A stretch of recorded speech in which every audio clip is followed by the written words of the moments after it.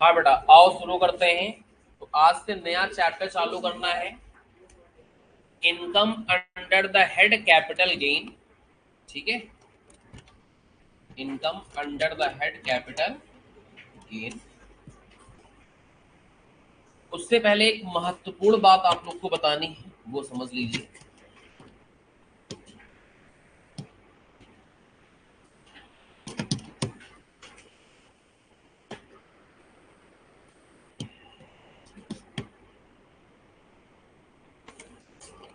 तो बहुत ही मेन बात बताने वाले हैं, बहुत ही इंपॉर्टेंट बात बताने वाले हैं। कभी कभी क्या होता है, बच्चों को ये समझ में नहीं आता है कि सवाल में जो लैंग्वेज दे रखी है इसको हम कैसे समझें कि हमें सवाल को ओल्ड रिजीमे से लगाना है या न्यू रिजीमे से लगाना है। तो उसमें बच्चों को अक्सर कंफ्यूजन हो जाती है, जो सही से नहीं समझते। ठीक है, तो कभी कभी होता है कि लगाना तुम्हें एग्जाम में ओल्ड वाला है, सवाल में बोल रहा है कि ओल्ड लगाओ, लेकिन समझ नहीं पा रहा उसको अंग्रेजी को, तो गड़बड़ा हो जाता है। तो वो समझाने की कोशिश की जा रही है कि कैसे पहचाना जाता है कि ओल्ड रिजीमे का सवाल है और कैसे पहचाना जाता है कि वो न्यू रिजीमे का क्वेश्चन। तो उसके लिए देखो बेटा जरा बोर्ड पे, जो इंडिविजुअल है, इंडिविजुअल आदमी, मेनली अभी इंटरमीडिएट में इंडिविजुअल का ही सवाल आता, तो उसी पे बयान कर रहे हैं। इंडिविजुअल में एक है अपने पास ओल्ड रिजीमे और एक क्या है, न्यू रिजीमे। न्यू रिजीमे को ही डिफॉल्ट टैक्स रिजीमे कहा जाता है। क्या कहते हैं? और इसका सेक्शन होता है 115 बी ए सी। ठीक है, पहली बात तो ये पता होना चाहिए। अगर सवाल में कह रहा है ऑप्ट करना है, ऑप्ट करने का मतलब होता है हिंदी में चुनना। सवाल कह रहा है अगर ऑप्ट कर रहे हैं ओल्ड रिजीमे को, तो इसका मतलब ओल्ड रिजीमे चुन रहे हैं। सवाल कहता है कि न्यू रिजीमे ऑप्ट कर रहे हैं, तो इसका मतलब न्यू रिजीमे आप चुन रहे हो, उसके हिसाब से सवाल लगाओ। और एक इसका अपोजिट वर्ड होता है जिसको बोलते हैं शिफ्ट आउट करना। क्या बोलता है? तो शिफ्ट आउट का मतलब ना चुनना होता है। शिफ्ट आउट का मतलब क्या है? अब लिखा होगा सवाल में mister X shifting out the new regime, तो न्यू रिजीमे आपको नहीं चुनना है। क्या चुनना है फिर? ओल्ड चुनना है। तो इसमें अब बच्चा अगर नहीं कर पा रहा है तो टैक्स की दिक्कत थोड़ी ना है, अंग्रेजी की दिक्कत, कि नहीं समझ पाया कि ऑप्ट का मतलब क्या होता है और शिफ्ट आउट का मतलब क्या होता है। वो अंग्रेजी हमने समझा दी है, अब तुम कनेक्ट कर पाओगे। दो चार सवाल में कनेक्ट करके दिखाई दे रहे हैं। इससे तय किया जाता है कब सवाल में हमें होल्ड लगाना है और कब सवाल में। और एक बात बहुत गहरी, एग्जाम में अगर कुछ हिंट नहीं मिल पा रही है तो फिर न्यू लगाना है, इसीलिए तो उसको डिफॉल्ट बोलते हैं। ठीक है, यानी अगर कोई हिंट सवाल में नहीं दे रखी तो कौन सा लगाओगे एग्जाम में? न्यू लगाओगे। For exam, if there is no hint about old and new, तो चूज क्या करना है आपको? न्यू। तो यानी अगर क्वेश्चन में हिंट नहीं दे रखी है, क्वेश्चन डिफाइन करके नहीं बता रहा है आपको, कोई अंग्रेजी नहीं दे रखी जिससे समझ पाओ कि ओल्ड लगाना है कि न्यू लगाना, तो आपको क्या लगाना होता है? इसीलिए तो उसको डिफॉल्ट बोलते हैं। अगर नहीं चुनोगे तो उसमें जाएगा। सवाल नहीं चुन पाई तो सवाल में किस पे लगाओगे? न्यू से लगाओगे, ये एग्जाम के लिए। ठीक है, वापस आ जाए। तो दो चार सवाल में कनेक्ट करके आपको दिखाई दे रहे हैं, जिससे आपका कनेक्शन बड़ा मजबूत बन पाए। तो इस सवाल में खुद ही बोल रहा है क्या करना है, 115 बीएससी को, तो इसका मतलब किससे लगाना है? ओल्ड से लगाना है। बहुत बड़े, हाँ। इस सवाल में क्या कह रहा है? ऑप्ट आउट कर रहे हो। ठीक है, तो ऑप्ट करना अलग है, आउट जहां लिखेगा, चाहे इसको शिफ्ट आउट बोले चाहे क्या बोले, आउट का मतलब बाहर जाना है, तो आउट से समझोगे। तो शिफ्ट आउट लिखे या ऑप्ट आउट लिखे, इसका मतलब तुम्हें वो नहीं लगाना, दूसर का लगाना है। तो इसमें कौन सा लगाएंगे? ओल्ड वाला लगाएंगे। बहुत बड़े। इस वाले में ऑप्ट करना है, आउट नहीं बोला है, तो न्यू लगाओगे। इस वाले में न्यू से शिफ्ट कर जाना है, शिफ्ट आउट, तो इसका मतलब ओल्ड लगाना है। इस वाले में ऑप्ट कर रहे हो न्यू को तो न्यू लगाना है। तो ऑप्ट का मतलब होता है चुनना, ऑप्ट आउट या शिफ्ट आउट का मतलब होता है उसको नहीं चुनना, दूसरे को चुनना।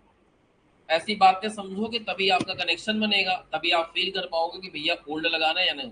एक्सरसाइज करता है option of shifting out, old में चले जाओगे। न्यू से आपको शिफ्ट करना है। कभी कभी और खतरनाक ऐसे कहेगा शिफ्ट आउट कर रहे हो ओल्ड से, तो न्यू में जाना है। बात समझ में?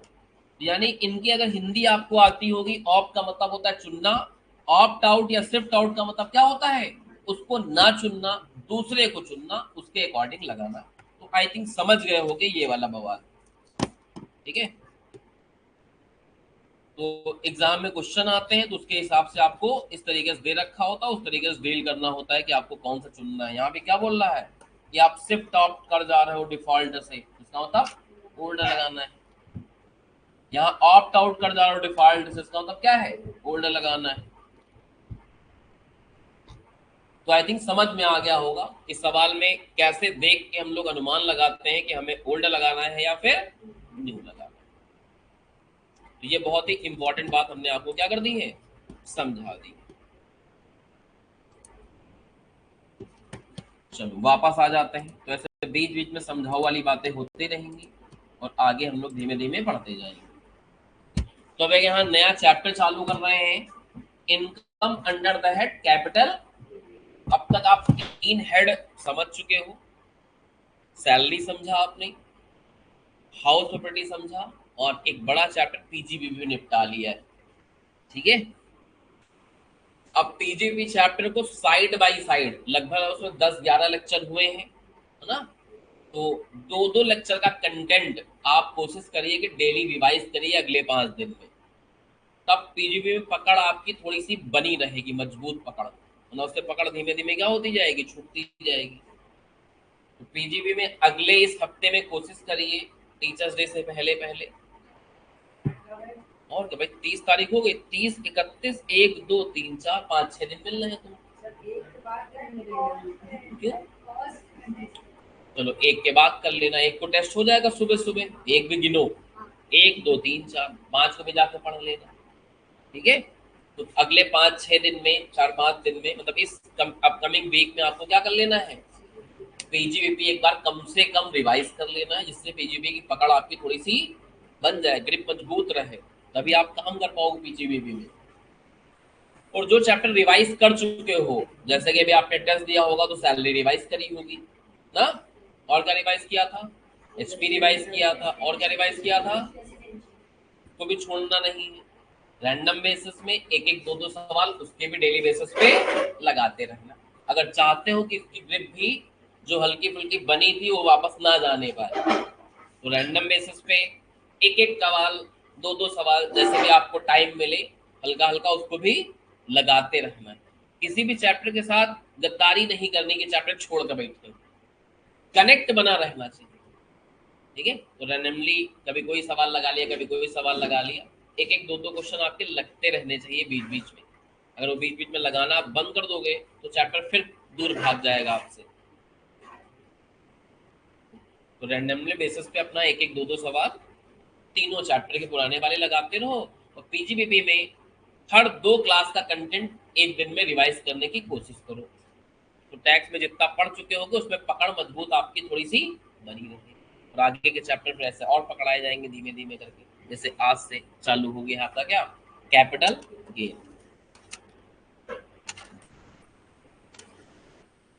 कैपिटल गेन में क्या आती है समझो, जहां पे आप इन्वेस्ट करते हो ना, चाहे वो शेयर हो, नॉर्मली नॉर्मल वर्डों में सिखा रहे हैं आपको, बाकी टेक्निकल वर्डों में यहाँ लिखा वो भी सिखाया जाएगा, सब पढ़ाएंगे। तो नॉर्मली जहां पे आप इन्वेस्ट करते हो, जैसे शेयर, डिवेंचर, बॉन्ड, या फिर मकान में, टेक्निकली ज्वेलरी वगैरह में भी आदमी इन्वेस्ट ही करता है। ज्वेलरी पहनने के लिए आदमी कम ही खरीदता है, लेकिन पर्पस उसका होता है कि पैसा भी हमारा क्या हो जाता है, इन्वेस्ट हो जाता है, पहन भी लेता है। तो ज्वेलरी में डबल बेनिफिट होता है, भोकाल भी दिखा देता है आदमी, है ना। और दूसरा क्या होता है कि खरीदी थी 50,000 रुपए के रेट में, आज रेट 1 लाख रुपए चल रहा है, बस समझ लो। वैसे करके रेट भी बढ़ जाते हैं, वो इंजॉय भी कर लेता है, एक सेटिस्फैक्शन भी रहता है कि चलो अपना पहना हुआ है गोल्ड, थोड़ा सा ऐसा चलता रहता है। जैसे हमने एक चैन खरीदी थी ये वाली, तो तब हमें मिली थी ये अराउंड, मतलब रेट चल रहा था 47,000। आज सोने का रेट देखिए रहो कितना चल रहा है, लगभग लगभग 8, मतलब 1,05,000 के आसपास चल रहा है 22-23 कैरेट का। उसके ऊपर से वो भी लगाते हैं वो मेकिंग चार्जेस वगैरह फाड़ा धमाका। हमें 47,000 में मतलब बनवही समेत पड़ा था, बनवही उन्होंने मिला के। तो ऐसे करके रेट बढ़ते रहते हैं आए दिन गोल्ड वगैरह के। तो गोल्ड जो होता है वो काफी अच्छा इन्वेस्टमेंट माना जाता है। तो गोल्ड में भी आदमी इन्वेस्ट करता है, ये बताने की कोशिश कर रहे थे।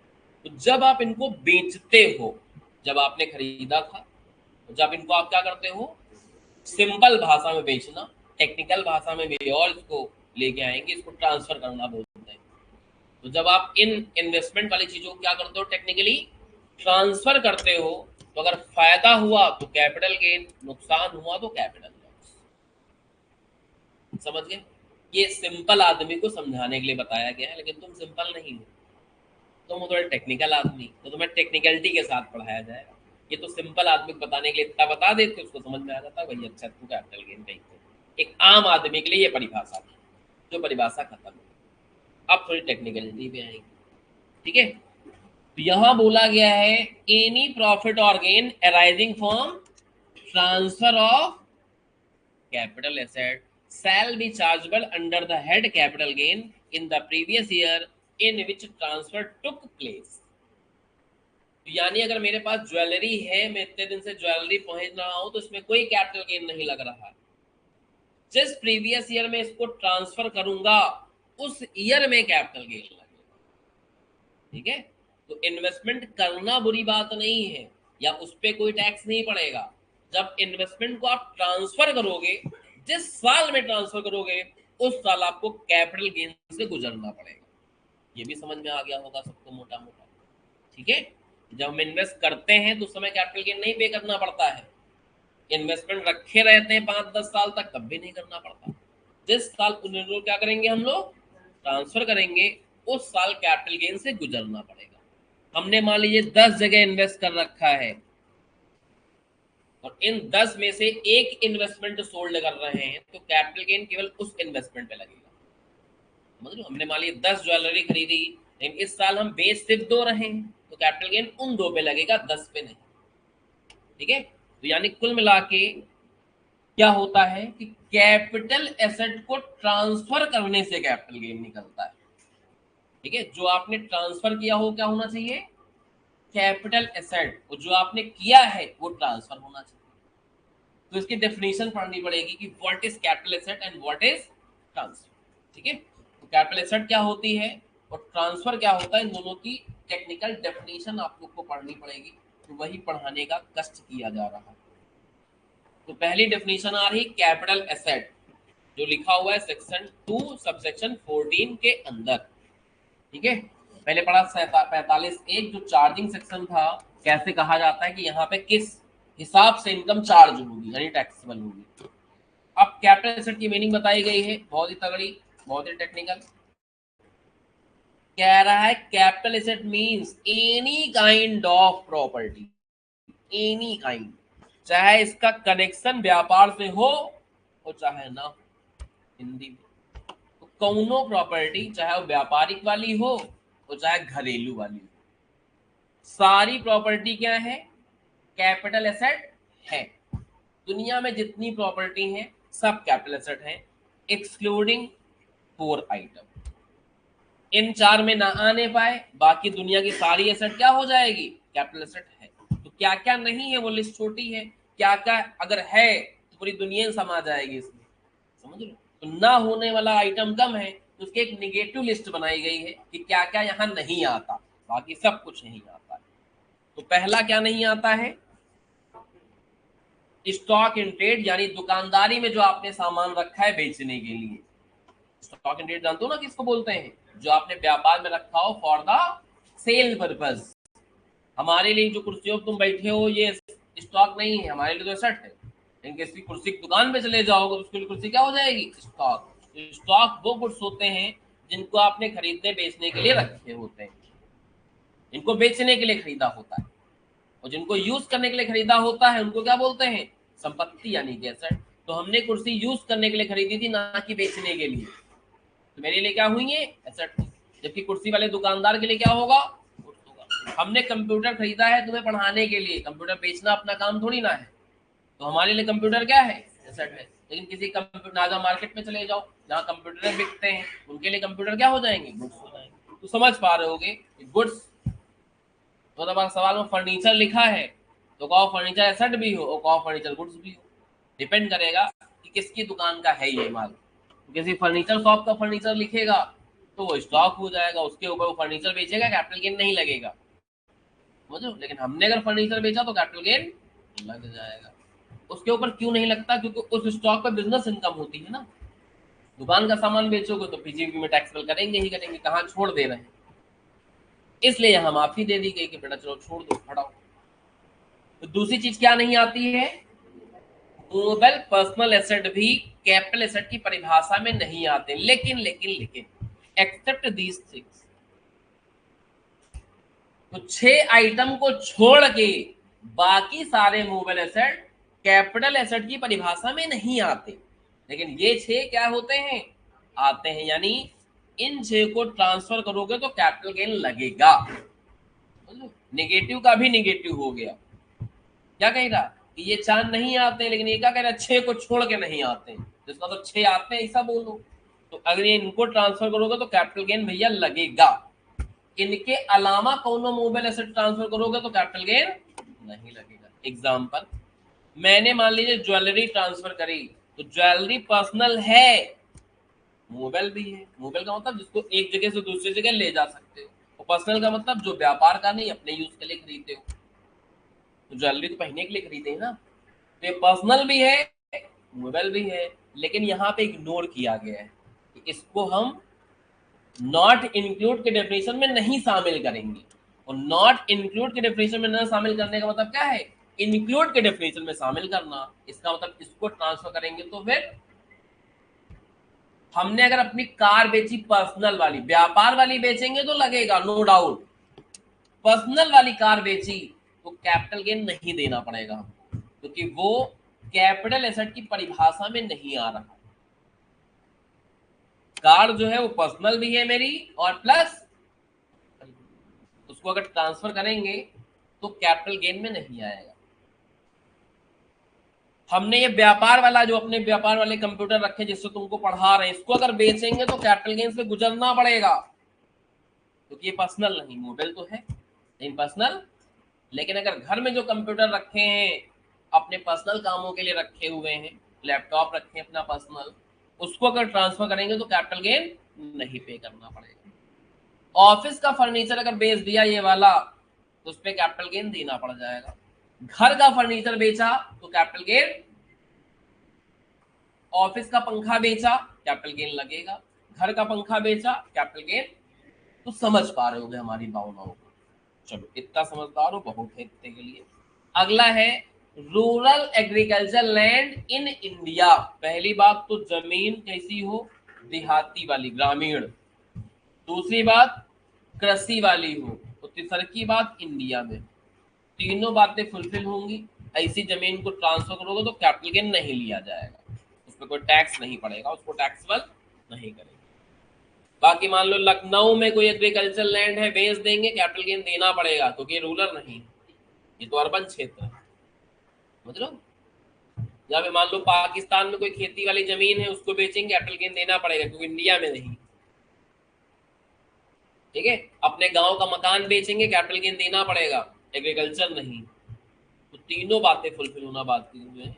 रूरल भी होना चाहिए, एग्रीकल्चर भी होना चाहिए, और इंडिया के अंदर होना चाहिए। तीनों बातें फुलफिल हैं। इनको ट्रांसफर करोगे तो टैक्स नहीं लेंगे कैपिटल गेन वाला, और अगर इनके अलावा कुछ और ट्रांसफर किया तो दो भैया। ठीक है। और चौथा आइटम जिसपे कैपिटल गेन नहीं पड़ता क्योंकि वो कैपिटल एसेट नहीं होता है, वो क्या है? Gold deposit. तो कुछ लोग गोल्ड में निवेश करते हैं, फिजिकली गोल्ड खरीदते हैं, यूज करते हैं। जिनके पास और ज्यादा पैसा होता है कहते हैं भाई 1 किलो सोना ले लिया, कहीं चोरी वोरी हो गया तो कांड हो जाएगा, वो लोग क्या करते हैं, गोल्ड में बॉन्ड खरीदते हैं। जैसे डिवेंचर होता है वैसे बॉन्ड होता है। तो गोल्ड के बॉन्ड खरीदते हैं, और जिस हिसाब से गोल्ड के प्राइसेस बढ़ते हैं उस बॉन्ड की वैल्यू बढ़ती जाती है। मतलब ऑन पेपर गोल्ड समझ लो सिंपल भाषा में, गोल्ड खरीदा है लेकिन आपको पेपर फॉर्म में मिला है, पेपर दिखाओगे पैसा वापस मिल जाएगा। ठीक है, तो इनको क्या बोलते हैं हम लोग, गोल्ड डिपॉजिट बॉन्ड। और इनको भी ट्रांसफर करने पे कोई कैपिटल गेन नहीं देना पड़ता है। यानी फिजिकल गोल्ड अगर खरीदा, ट्रांसफर किया तो कैपिटल गेन लगेगा, लेकिन ऐसे ऑन पेपर वाला गोल्ड खरीदा, गोल्ड डिपॉजिट बॉन्ड खरीदे, जो ये बॉन्ड होते हैं ना, ये गवर्नमेंट सिक्योरिटीज होती हैं। जहां पे बॉन्ड वर्ड आ जाए समझ जाओ गवर्नमेंट का है। तो गवर्नमेंट की चीज है, तो गवर्नमेंट ने अपनी चीज को प्रमोट करने के लिए कि लोग खरीदें, उसमें क्या कर दिया, कैपिटल गेन माफ कर दिया। समझ लो, अपनी चीज है, लोग प्रमोट कर रहे हैं, खरीदे आदमी, यूज करे हमारा ना, गवर्नमेंट को पैसा है, पैसा दियो, एक पेपर है तो पकड़ा दी तुमको, उस पैसे का यूज करेगी गवर्नमेंट अपने कामों में, उससे बढ़ोतरी होगी, थोड़ा बहुत रिटर्न तुमको दे देगी। लेकिन समझ और मेरी बात, अपनी चीज को प्रमोट करने के लिए उन्होंने क्या कर दिया है, एग्जाम कर दिया है। तो ये चार एसेट कैपिटल एसेट नहीं होती है, इनके अलावा बाकी सारे एसेट क्या होती हैं, कैपिटल एसेट। तो समझ पा रहे होगे। चलो ट्रांसफर की डेफिनेशन पढ़ो, उसको भी समझाते हैं। हेलो,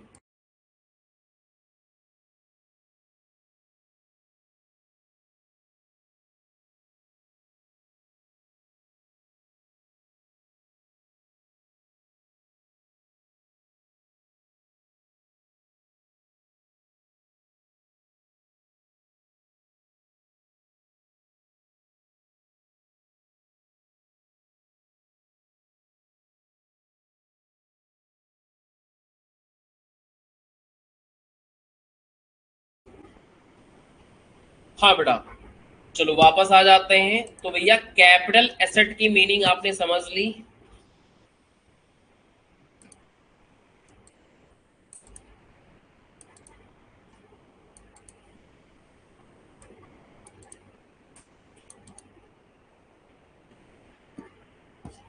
एक इसमें ऑनलाइन वाले बच्चे की क्वेरी भी आ रही है, तो देख लेते हैं।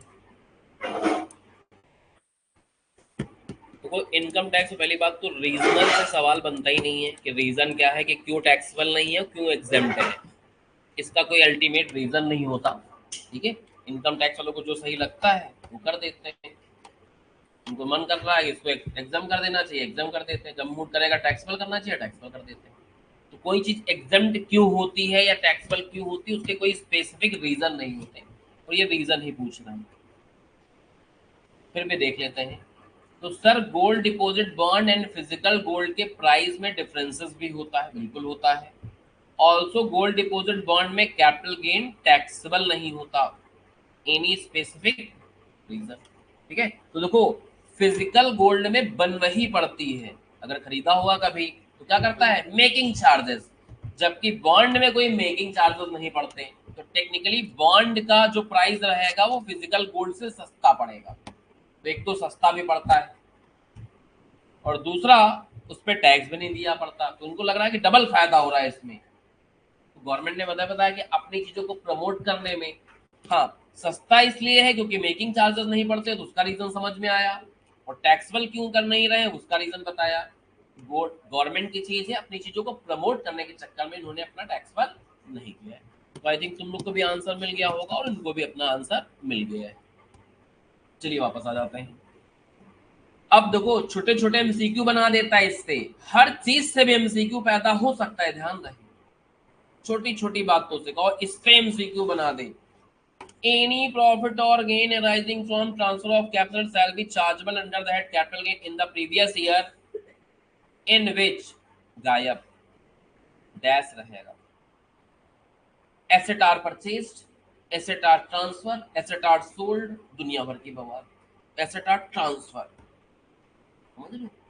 तो छोटी छोटी बातों से एमसीक्यू बना सकता है, इसलिए एक एक बात ध्यान रखनी पड़ेगी आप। अब ऐसे हर बात में एक्सप्लेन नहीं किया सकता कि कहीं किससे कैसे एमसीक्यू बनेगा, पता लगा 2 लेक्चर तो इसी में चलेगा एक पन्ने के एमसीक्यू बनाने में। तो इतना प्रैक्टिकली पॉसिबल नहीं है। ये समझ के चलो कि बनाने वाला हर एक जगह से एमसीक्यू खोद खोद के बना सकता है। उसको पता है कि तुम क्या भूलोगे, एमसीक्यू वहीं पैदा होता है, समझ लो।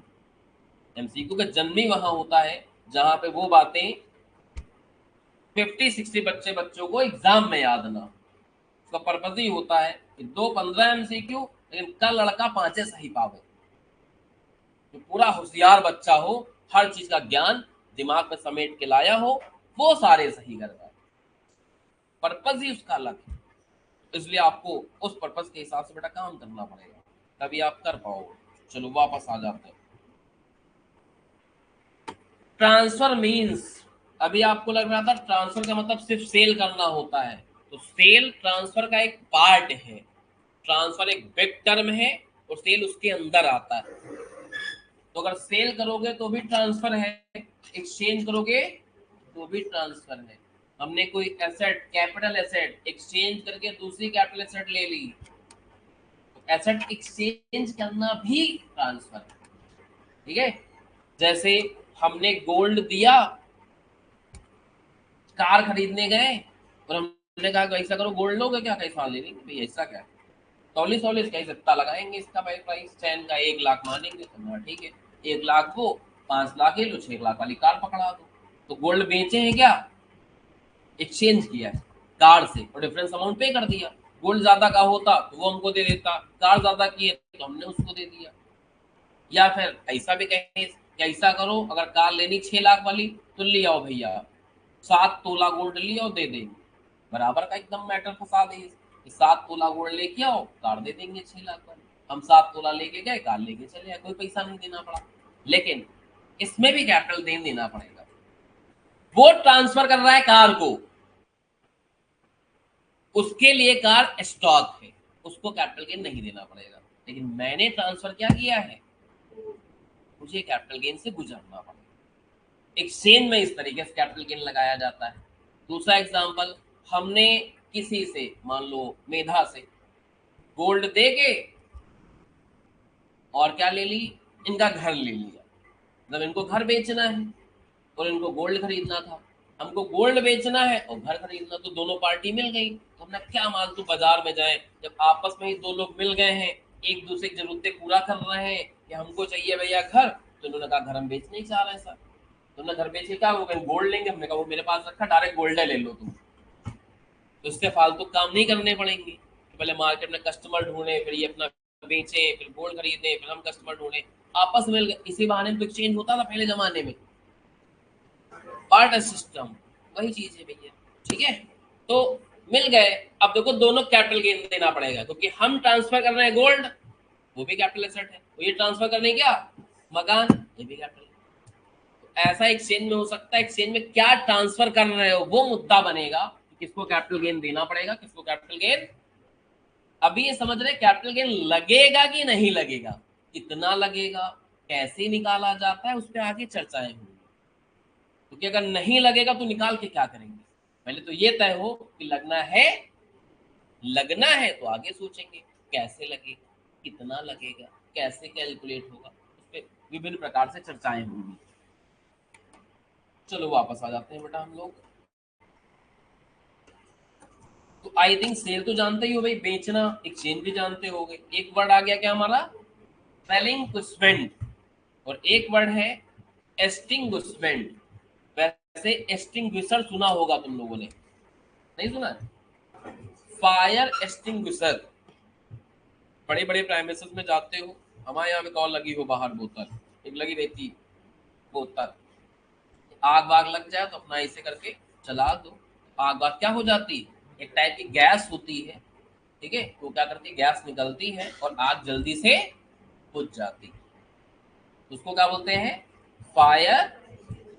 तो आग से बचाता है, बचाव का काम करता है, तो इससे कनेक्ट करते हैं। तो इसी बचाव के चक्कर में आप क्या कराते हो, टेक्निकली इन कैपिटल एसेट का इंश्योरेंस करा देते हो।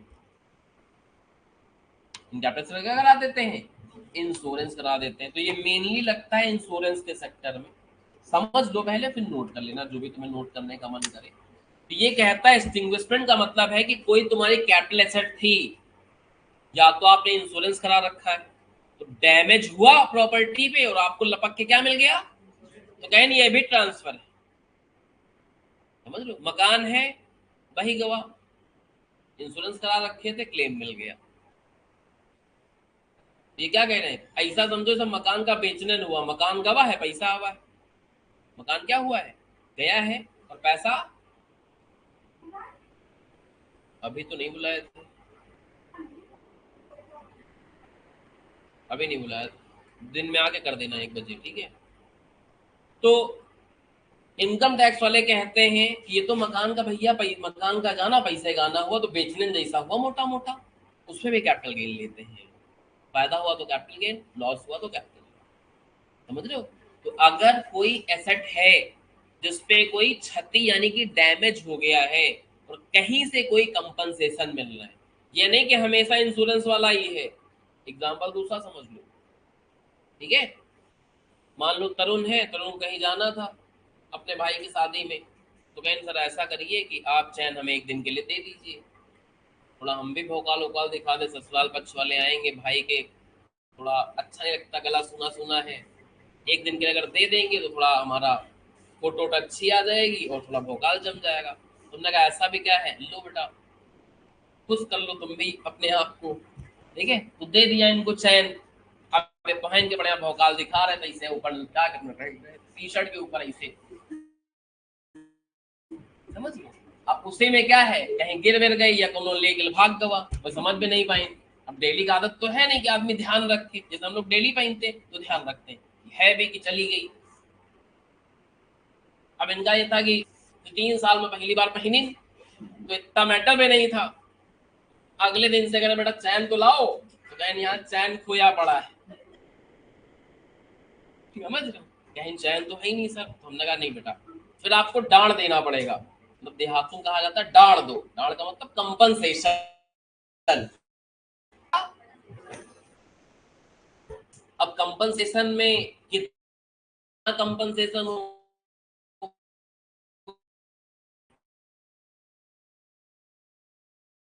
देना था इसको,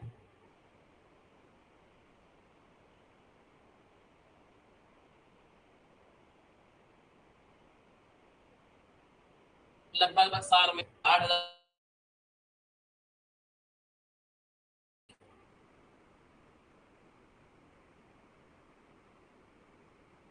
कंपनसेशन मिल रहा है। वो कंपनसेशन देने वाली कोई आदमी भी हो सकता है, कोई कंपनी भी हो सकती है, कोई इंश्योरेंस कंपनी भी हो सकती है, कोई थर्ड पार्टी भी हो सकती है, कोई एम्प्लॉयर भी हो सकता है, इस बात से कोई मायने नहीं। एसेट गई, कंपनसेशन। एग्जाम्पल और समझ लो, तरुण ने कहा कि जब सर पैसा ही देना, तुम पैसा नहीं देंगे, चैने खरीद के देंगे, तुमने कहा वो दे दो, तब भी कैपिटल गेन लगेगा कि पुरानी चैन बेच के एक नई चैन आई, उस चैन की जो मार्केट वैल्यू होगी उसके हिसाब से कैपिटल गेन कैलकुलेट करेंगे। वैसे अभी हम कैपिटल गेन कैलकुलेशन पे चर्चा ही नहीं कर रहे हैं, अभी चर्चा किस बात पे कर रहे हैं कि कैपिटल गेन से गुजरना पड़ेगा या गुजरना नहीं पड़ेगा, ठीक है। तो बस वो देखो पहले, वो इंपॉर्टेंट है। तो एक्सटिंग्विशमेंट का मतलब समझ गए। एक होता है भैया रेलिंक्विशमेंट, क्या होता है, रेलिंक्विशमेंट। रेलिंक्विशमेंट का अर्थ होता है कि किसी एसेट पे आपका अधिकार है और वो अधिकार आप छोड़ रहे हो, सैक्रिफाइस कर रहे हो, तो उस सैक्रिफाइस करने के बदले में उस बंदे से क्या कर रहे हो, या तो कोई पैसा ले रहे हो या फिर कोई एसेट लिए ले रहे हो, कोई ना कोई कंसिडरेशन। अगर टैक्स लॉ की बारे में बात करें तो फिर कोई ना कोई कंसिडरेशन मिल रहा है, तो उसको भी कैपिटल गेन से गुजरना होगा। इसका एग्जांपल देखो, मान लो मिस्टर एक्स थे और इनके 3 लड़के हैं, ए बी और सी।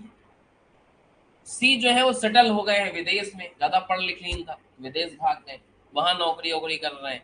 बी की यहीं अपनी दुकान है, कम पढ़े लिखे थे, दुकान खोल दी बी।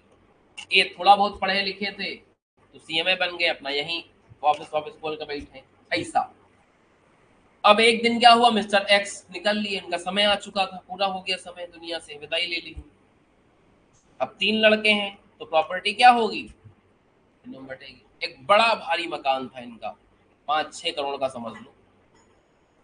तो अब सी ऐसे कैसे छोड़ दे अपने 2 करोड़, भले विदेश में चले गए, पैसा तो सबको प्यारा होता है, ठीक है। तो सी क्या कहेंगे, पैसा तो पैसा दो, या तो मकान का क्या हो, चीरफाड़ हो, मकान के 3 टुकड़े हो, फिर अपना सी अपना वाला पार्ट बेचे किसी को, तो बाकी भाई कह रहे हैं नहीं नहीं ऐसा तो ना, पिताजी की प्रॉपर्टी टुकड़ा उकड़ा नहीं करने देंगे, लड़ाई झगड़ा मारपीट।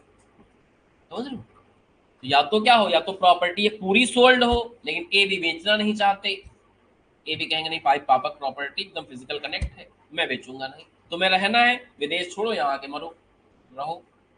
समझ लो, अब सी कह रहा है हम ऐसे तो नहीं रह पाएंगे, उसका विकल्प निकाला गया, तो सी ने कहा कि ऐसा करिए कि जो हमारा इसमें पोर्शन होता है उसकी आज की एक मार्केट वैल्यू तय कर लो, थोड़ा बहुत ऊपर नीचे जो तुम करना चाहो, 10 20 50 हजार कम ज्यादा दे तो चल जाएगा। तो मार्केट वैल्यू निकाली गई 6 करोड़ रुपए, तो सी ने कहा कि ऐसा करो 2 करोड़ दे दो। तो भाइयों ने कहा नहीं हम 190 देंगे, 190 लाख देंगे, किसी ने कहा 180 देंगे, तो जो भी इनके भाई भाई है भाई, इसमें अपना मैटर क्या है, तो इनकम टैक्स भी कुछ कर सकता है, जो भी ऊंच नीच हुई हो। और जो भी इन्होंने, तो इन्होंने कहा, ए बी ने कहा कि भैया ऐसा करिए हम आपको 190 लाख दे देते हैं दोनों लोग मिला के, ए बी, और आप एक 100 रुपए के स्टैम्प पेपर में ये लिख के दे दीजिए कि हमें अपनी पिताजी की प्रॉपर्टी पे कोई हिस्सा नहीं चाहिए, सारा हिस्सा मेरे छोटे छोटे नन्हे मुन्ने भाइयों को दे दिया जाए, और उसके बदले में मैं तुम्हें क्या कर देता हूँ, दोनों लोग मिलके 190 लाख तुम्हें देते रहे, तो अपना निकल लो यहाँ से। निकले हुए तो ऐसे ही हो, पैसा ले एक दिन आना, पैसा लेके चले जाना, वरना बताना तो खाते में डलवा देंगे, यहाँ आने की भी नीड नहीं। तो इसमें क्या हो रहा है, सी के पास कोई संपत्ति नहीं थी, एक संपत्ति पे इनका अधिकार था, उस अधिकार को ये क्या कर रहे हैं, छोड़ रहे हैं, और उसके बदले में पैसा कौड़ी घर जेवर जायदाद जो भी इनको मिले, इस प्रोसीजर को हम लोग बोलेंगे ट्रांसफर, और इस पे इनको कैपिटल गेन से गुजरना पड़ेगा। समझ गए, दैट इज कॉल्ड क्या, रेलिंक्विशमेंट। ठीक है, एक और एग्जांपल बता देते हैं, एक और एग्जांपल मस्त सा। मान लीजिए दो लड़के थे, दो, जैसे अभी देखो अंशुमान है, तुम्हारा क्या नाम बेटा, हर्षित, तुम्हारा क्या नाम, और उसका नाम, तुम्हारा नाम हर्षित है, ये दोनों लोग हैं साथ में अपना आए हैं, तो लोग कहेंगे ऐसा करते हैं कि एक अपना पीजी ले लेते हैं छोटा सा रूम, दोनों लोग अपना सेट हो गए, बेड डाल दिए, अपना रहने लगे वहां पे आराम से, एक कमरा ले लिया। अब इन्होंने सोचा कि यार पढ़ाई करने के लिए लैपटॉप भी चाहिए, क्लास भी कभी देखनी पड़ती है, कुछ भी करना पड़ता है, फिर लॉ अच्छा कहते हैं कि ऐसे दोनों लोग लैपटॉप लेंगे थोड़ा थोड़ा महंगा पड़ जाएगा, तो इन्होंने एक एसेट लैपटॉप है या कोई और खरीद ली। अब लैपटॉप एग्जांपल यहाँ सेट नहीं होगा क्योंकि लैपटॉप कैपिटल एसेट होती नहीं, तो एग्जांपल किसी कैपिटल एसेट का लेते हैं। तो इन दोनों ने मिलके ऐसा क्या कर लिया, मान लो कोई ज्वेलरी ले ली, ठीक है,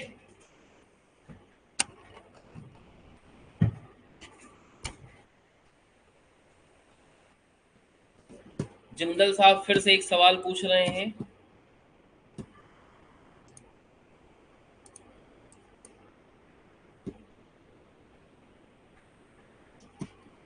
इनके सवाल थोड़े से सही होते हैं तो एंटरटेन कर देते हैं। अब इन्होंने सवाल पूछा है कि कैपिटल गेन किसको देना पड़ेगा, तो अभी हमने बताया था कि अभी हम लोग समझ ही रहे हैं कि कैपिटल गेन लगेगा, लगेगा तो कितना लगेगा, कौन पे करेगा, इन पे चर्चाएं भी चैप्टर में आगे होंगी, तो इनका जो ये सवाल है वो पोस्टपोन करते हैं, आगे देखा जाएगा। ठीक है, चैप्टर को ऐसे ही लेके चलना पड़ेगा, पहले समझना पड़ेगा कि हाँ भाई कैपिटल गेन लगेगा कि नहीं लगेगा, लगेगा तो कैलकुलेट कैसे करते हैं, फिर विस्तार से चर्चा होगी, फिर कितना टैक्स पड़ेगा, फिर कौन पे करेगा, सारी चीजें होंगी। एक और एग्जांपल बना रहे थे कि हर्षित और उस्मान ने क्या कर लिया बेटा, एक ज्वेलरी ले ली, कहने देखो यार तुम्हारी अपना रिश्तेदारी अलग होती है, हमारी रिश्तेदारी अलग होगी, तुम्हारे भाई की शादी होगी 26 जुलाई तो हमारे भाई की होगी 25 जून को, एक ही दिन थोड़ा रख लेंगे सब लोग, समझ लो, तो अलग अलग अपना भौकाल जमाना है, तो उन्होंने क्या कर लिया, एक अपना सोने की चैन खरीद ली, दोनों लोगों ने पैसा मिला के आधा आधा, ठीक है, ट्रेन आ गई भाई, कभी ये पहनते कभी वो पहनते, अपना जो भी दिन तय करीन हो कि MWF में ये पहनेंगे, TTS में ये पहनेंगे, संडे कोई नहीं पहनेगा, अलमारी में रखी जाएगी, जो भी आपस में भैया तय तोड़ हुआ हो, या हो सकता बराबर पैसा ना लगाया हो, किसी ने कम लगाया हो किसी ने ज्यादा, तो कहीं तुम ऐसा करोगे सैटरडे संडे पहनोगे, हम बाकी दिन पहनेंगे, जो भी आपस में तय तोड़ हुआ हो भाई, इन लोग का मैटर्स में हम क्या घुस सकते हैं, समझ लो। तो बस ये है कुल मिला के, दो लोगों ने पैसा मिला के किसी कैपिटल एसेट को परचेज किया। अब बाद में क्या हुआ, अब बिल में तो दोनों का नाम लिखा, कहीं दोनों पैसा दे रहे, दोनों चालाक है, कहीं नहीं भैया बिल में दोनों लोग का नाम लिखवाते हैं, अंशुमान एंड हर्षित। उससे बाद में ना कह पाए कि हमरिंद है लीगली, है ना, धोखा भी ना दे पाए, दोनों लोग अपना अपना नाम डाले इन बिल में। अब आपस में एक दिन क्या हो गया, कहे नहीं भैया हम जा रहे हैं लखनऊ छोड़ के, अब कैसे चैन तुम वहाँ अयोध्या तुम पहुंचाई हो कि सैटरडे संडे अयोध्या दे के आओ महीने, भी पॉसिबल नहीं, या फिर दोनों में कुछ डिस्प्यूट हो गया हल्के फुल्के, तो अब कह रहे हैं नहीं नहीं साझा टूटता है, ठीक है, तो कह रहे हैं कि चलो गोल्ड की चैन बेच देते हैं और जो पैसा मिले जिस प्रपोर्शन में शुरुआत में पैसा लगाया था उसी प्रपोर्शन में डिस्ट्रीब्यूट कर लेते हैं। एक ये भी तरीका है। अगर ऐसा भी करते तो भी इनकम टैक्स वाले कैपिटल गेन लेते दोनों से, जिस प्रपोर्शन में लोग मालिक हैं उसी प्रपोर्शन में इनका टैक्स लायबिलिटी निकलती, 50-50 होते तो जो भी इसका कैपिटल गेन निकलता 50-50 देना पड़ता, 20-80 का रेशियो होता 20-80 देते, तो जितना मालिक जो है मालिक को कैपिटल गेन देना पड़ता है, बस सिंपल सा फंडा ही है, ठीक है, तो कैपिटल गेन इन लोग को अपना गुजरना पड़ता। और अगर इन्होंने ऐसा किया कि हर्षित ने कहा कि यार चलो ठीक है, हर्षित का मन है बेचने का चैन लेकिन अंशुमान का नहीं, तो कहें यार ऐसा करो हर्षित तुम जो पैसा बताओ हम तुम्हें दे देते हैं, तो अपना जो उसमें 50% तुम्हारा राइट है वो क्या कर दो, सेक्रीफाइस कर दो। वैसे हम दोनों लोग बेचेंगे, फिर हमें तो चैन चाहिए चाहिए, अब चैन से हमें बड़ा सुकून आने लगा है, तो मुझे तो चैन चाहिए चाहिए, अभी बेचेंगे तो बाद में फिर से जाके परचेज करनी पड़ेगी, जब परचेज करनी है तो तुम ऐसा करो कि जो भी तुम्हारा इसमें बनता है मोटा मोटा वो तुम हमें एक अमाउंट बता दो, वो तुम्हें दे देते हैं, तुम किनारे हो जाओ, बात खत्म हो गई, फिर चैन हमारी क्या हो जाएगी, पूरी हमारी हो गई, फिर हम अपनी तरीके से इंजॉय करेंगे। तो फिर से क्या कर रहे हैं कि हर्षित इस चैन पे इनका 50% का राइट था, वो राइट क्या कर रहे हैं, सेक्रीफाइस करके अमाउंट ले रहे हैं, तो ये भी किस में आएगा, वेलिंग। तो आई थिंक समझा दिया है कि भाई ये क्या होता है, ये क्या होता है, ये क्या होता है, ये क्या होता है, इतना समझना मोर देन सफिशिएंट है अभी इस स्टेज पे आपके लिए। अगला होता है कंपलसरी एक्विजिशन। एक्विजिशन का मतलब होता है ले लेना और कंपलसरी का मतलब होता है जबरदस्ती, समझ रहे हो।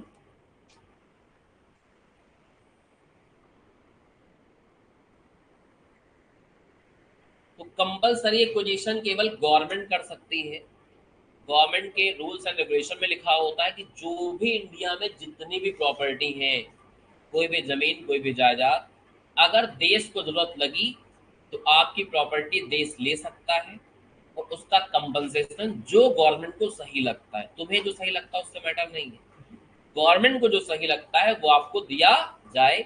जैसे अयोध्या में देखा अभी थोड़े दिन पहले मंदिर बना है, तो मंदिर में जिनकी भी जमीन अमीन गई उनको गवर्नमेंट ने क्या पे किया, कंपनसेशन पे किया, तो that is called compulsory acquisition.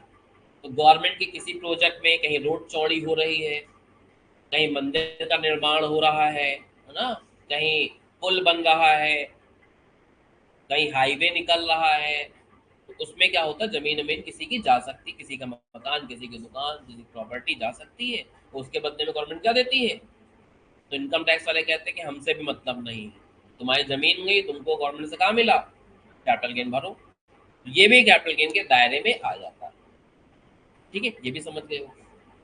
एक होता है बेटा जीरो कूपन बॉन्ड, बॉन्ड का मतलब होता है गवर्नमेंट की सिक्योरिटी, कूपन का मतलब इंटरेस्ट रेट होता है, कूपन का मतलब क्या होता है, जीरो का मतलब तो जानते ही हो, तो ऐसा बॉन्ड जिसमें आपको इंटरेस्ट बिल्कुल नहीं मिलेगा, ठीक है, तो ऐसे बॉन्ड को यूजुअली गवर्नमेंट बहुत सस्ते दाम पे निकालती है, मतलब बहुत ज्यादा डिस्काउंट देती है, इसलिए इसका दूसरा नाम है डीप डिस्काउंट बॉन्ड, स्लैश करके लिख लो, तो दूसरा नाम क्या है, बहुत ज्यादा डीप में जाके डिस्काउंट देती है गवर्नमेंट।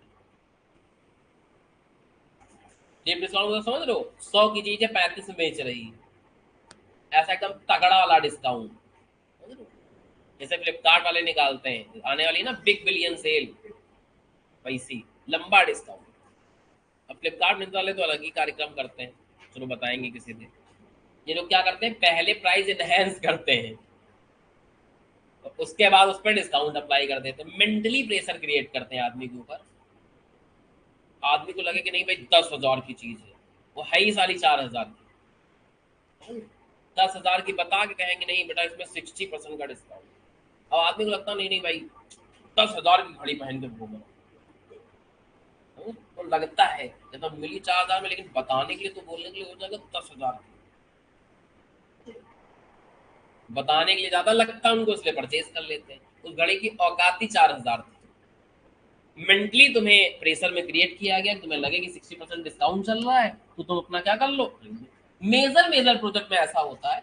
ऐसा नहीं कि हर प्रोजेक्ट में होता है, हर प्रोडक्ट में ऐसा नहीं करती कंपनियां। कभी कभी कुछ प्रोडक्ट होते हैं कि बिग बिलियन सेल में सस्ते मिल जाते हैं, ऐसा भी देखा गया है। ऐसा नहीं ना कि जितने प्रोडक्ट बिकते हैं सब में ही ऐसा होता है, खासकर जो फैशन वाले प्रोडक्ट होते हैं इनमें बहुत होता है।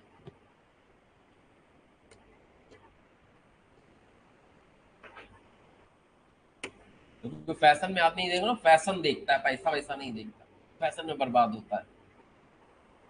तो इनको अगर आपने रिडीम कराया है, क्योंकि देखो है था 100 रुपए का, मिला तुमको कितने का, अभी जाएंगे 35, जब कंपनी रिडम्पशन कराएगी या गवर्नमेंट रिडम्पशन कराएगी कितना देगी तुम्हें, तो कमा नहीं लो 65 रुपया, तो टैक्स कौन भरेगा, तुम ही भरोगे। तो अगर जीरो कूपन बॉन्ड आपने परचेज किया और बाद में इसका रिडम्पशन कराया, तो आदमी जानते हो क्या कह रहा बेच थोड़ी रहे हैं हम, कह रहा ये भी नहीं हो रहा, कह रहा एक्सचेंज भी नहीं हो रहा, कह रहा हमने रिलिंक्विश भी नहीं किया, हमने एक्सटिंग्विशमेंट भी नहीं किया, तो टैक्स का आएगा, तो इनकम टैक्स लेकिन रुको, एक लाइन और ऐड करते हैं, redemption of zero coupon bond. Redemption भी कराओगे तो भी क्या लेंगे, टैक्स। फिर है आपका सबसे तगड़ा point, conversion of capital asset into, example देखो, एक थे मिस्टर बी, एक थे कौन, मिस्टर बी, ये बहुत चालू बनते थे। देखो चालू होना अलग बात है, चालू बनना अलग बात है। इसलिए जो लोग चालू होते हैं वो ठीक लगते हैं, लेकिन जो लोग चालू बनते हैं वो बहुत खराब लगते हैं हमको। इनकम टैक्स वो बहुत ही खराब लगते हैं। तो ये चालू थे नहीं, केवल होशियार बन रहे थे। कैसे बन रहे थे समझो, इनके पास क्या था, सुनार आदमी थे। तो सुनार में ये होता है भाई, जिनकी सोने वाली दुकान होती है, सोना दे के जाते हैं माँ बाप, तो ये लड़के 1-1 किलो सोना दे देते हैं। अब 1-1 किलो सोना मिल गया, आजीवन काम चलता रहेगा उनका। तो इनके पास था 2 किलो सोना, ठीक है, पुराना था, अपना दादा बाप दादा गड़ा हुआ, वही इतना रखीन था। कहीं देखो, आज मैं अगर ये सोना जाके मार्केट में बेच देता हूँ, क्या कर देता हूँ, तो इनकम टैक्स छोड़ेंगे नहीं, कैपिटल गेन लेंगे, समझ रहे हो। तो इनको लगा कि हमें क्या करना पड़ेगा, कैपिटल गेन देना पड़ेगा, तो इन्होंने चालाकी कर दी थोड़ी। अब इनका नाम था मिस्टर बी, तो अपना अलग दिन दुकान का नाम बी ज्वेलर्स। तो इस 2 किलो सोने से 2-3 कारीगर बुलवाई, तो सोने से बढ़िया बढ़िया ज्वेलरी, सोने का अंगूठियां, हार, चैन मैन बनवाई बढ़िया छोटी छोटी, कोई 10 ग्राम की, कोई 15 ग्राम की, कोई 8 ग्राम की, और बढ़िया दुकान में एकदम लगा दिया मस्त सा। चालाकी काहे करी था, कहना दुकान में रखा तो ये क्या बन जाएंगी, आपकी स्टॉक बन जाएंगी, और इस पे कैपिटल गेन टैक्स नहीं देना पड़ेगा। अब दुकान पे सामान बेचने का वो होता है कि भाई अगर कोई मान लो बेच भी रहा है, ज्वेलरी व्वेलरी है, तो मान लो 1 लाख में बेच रहा, तो 90,000 की परचेज भी तो दिखाएगा, प्लस खर्चे भी दिखाएगा। तो पीजीपीपी में क्या होता है, प्रॉफिट थोड़ा सा कम आता है। तो तुम कहोगे सर बिजनेस इनकम भी होगी, लेकिन बिजनेस इनकम कम आती है। कैपिटल गेन में जब खरीदा था जब बेचा, वहां तक का डिफरेंस लेते हैं, वो ज्यादा आ जाता है। तो इन्होंने कहा कि अगर पीजीपी इनकम देनी भी पड़ गई ना, तो थोड़ी कम ही देनी पड़ेगी, कैपिटल गेन से तो बहुत ही कम आएगी। तो उन्होंने चालाकी कर ली, वो कहें इसको यहाँ रखेंगे, और बाद में जब इसको थोड़े दाम में बेचेंगे तो थोड़ा बहुत बिजनेस इनकम में टैक्सेबल होगा, लेकिन इतना ज्यादा जो कैपिटल गेन देना पड़ता था वो हम हो जाएंगे। तो इनकम टैक्स वालों ने नियम लाया, कहीं जैसे ही तुम किसी कैपिटल एसेट को कन्वर्ट करोगे किसमें, स्टॉक इन ट्रेड में, इस कन्वर्जन को ट्रांसफर मानेंगे, इस कन्वर्जन को मानेंगे, और जिस दिन कन्वर्ट करोगे उसी दिन लगाएंगे तुम्हारे ऊपर कैपिटल का गेन, ठीक है। तो इस कन्वर्जन वाली प्रक्रिया को भी क्या इनकम टैक्स वालों ने कहा, इसको भी कैपिटल गेन के दायरे में रखने के लिए क्या लिख दिया, एक लाइन और ऐड कर दी, conversion of capital asset in stock in, यानी कोई पर्सनल कैपिटल एसेट है तो कैपिटल एसेट, लेकिन वो व्यापार की नहीं थी, उसको आप व्यापार में उठा के ला रहे हो इस चालाकी के साथ, उसमें कैपिटल गेन से बच जाओगे, चालाकी नहीं चलेगी। जिस दिन कन्वर्ट करके लाओगे उसी पॉइंट पे क्या हो जाएगा, कैपिटल गेन आपके ऊपर अप्लाई कर दिया जाएगा। इस कन्वर्जन को भी ट्रांसफर की डेफिनेशन में डाला गया। तो ये चीजें ट्रांसफर होती हैं, इनके अलावा और कुछ कांड हुआ तो वो ट्रांसफर नहीं होता है, तो उस पर कैपिटल गेन नहीं लगेगा। तो कैपिटल गेन लगने के लिए जिस एसेट का है वो कैपिटल एसेट होनी चाहिए, और उसका क्या होना चाहिए, वो भी प्रीवियस ईयर में। ठीक है, तो जिस प्रीवियस ईयर में आप कैपिटल एसेट को करेंगे ट्रांसफर, उस पे कैपिटल गेन लगेगा। कैसे लगेगा वो आगे सीखेंगे। ठीक है, तो चार्जिंग सेक्शन पूरा हमने बता दिया है। इसमें सेक्शन 214 भी समझ लिया, कैपिटल एसेट की डेफिनेशन, 247 भी समझ लिया, किसकी डेफिनेशन बेटा, ट्रांसफर की डेफिनेशन। चलिए बहुत अच्छी बात है, आगे चलते हैं। अब जो कैपिटल एसेट होती हैं जिनमें आपको कैपिटल गेन देना है वो होती है दो टाइप की। एक है आपकी क्या, शॉर्ट टर्म कैपिटल एसेट, और एक क्या है आपकी लॉन्ग टर्म कैपिटल। एक होगी शॉर्ट टर्म कैपिटल एसेट, एक होगी क्या हमारी long term capital.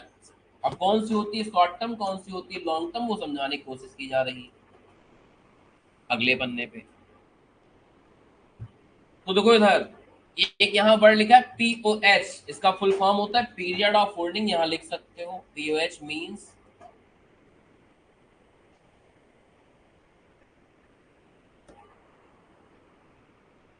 Period of holding.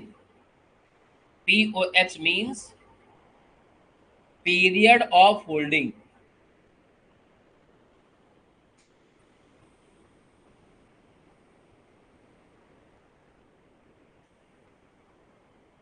लिख लिया।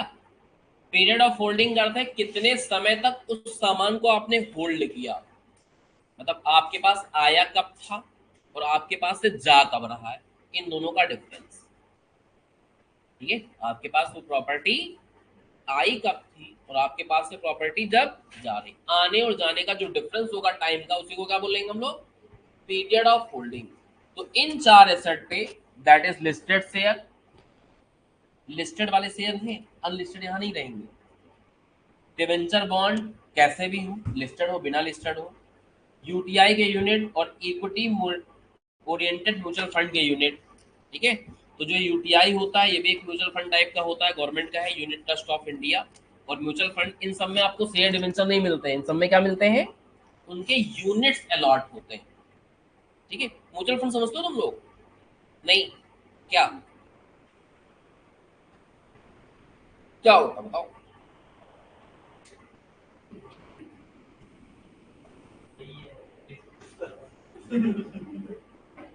तो देखो म्यूचुअल फंड क्या होता है, हल्का समझ लो तो आगे चल के भी काम में आएगा, और अभी तो मतलब भी समझ पाओ।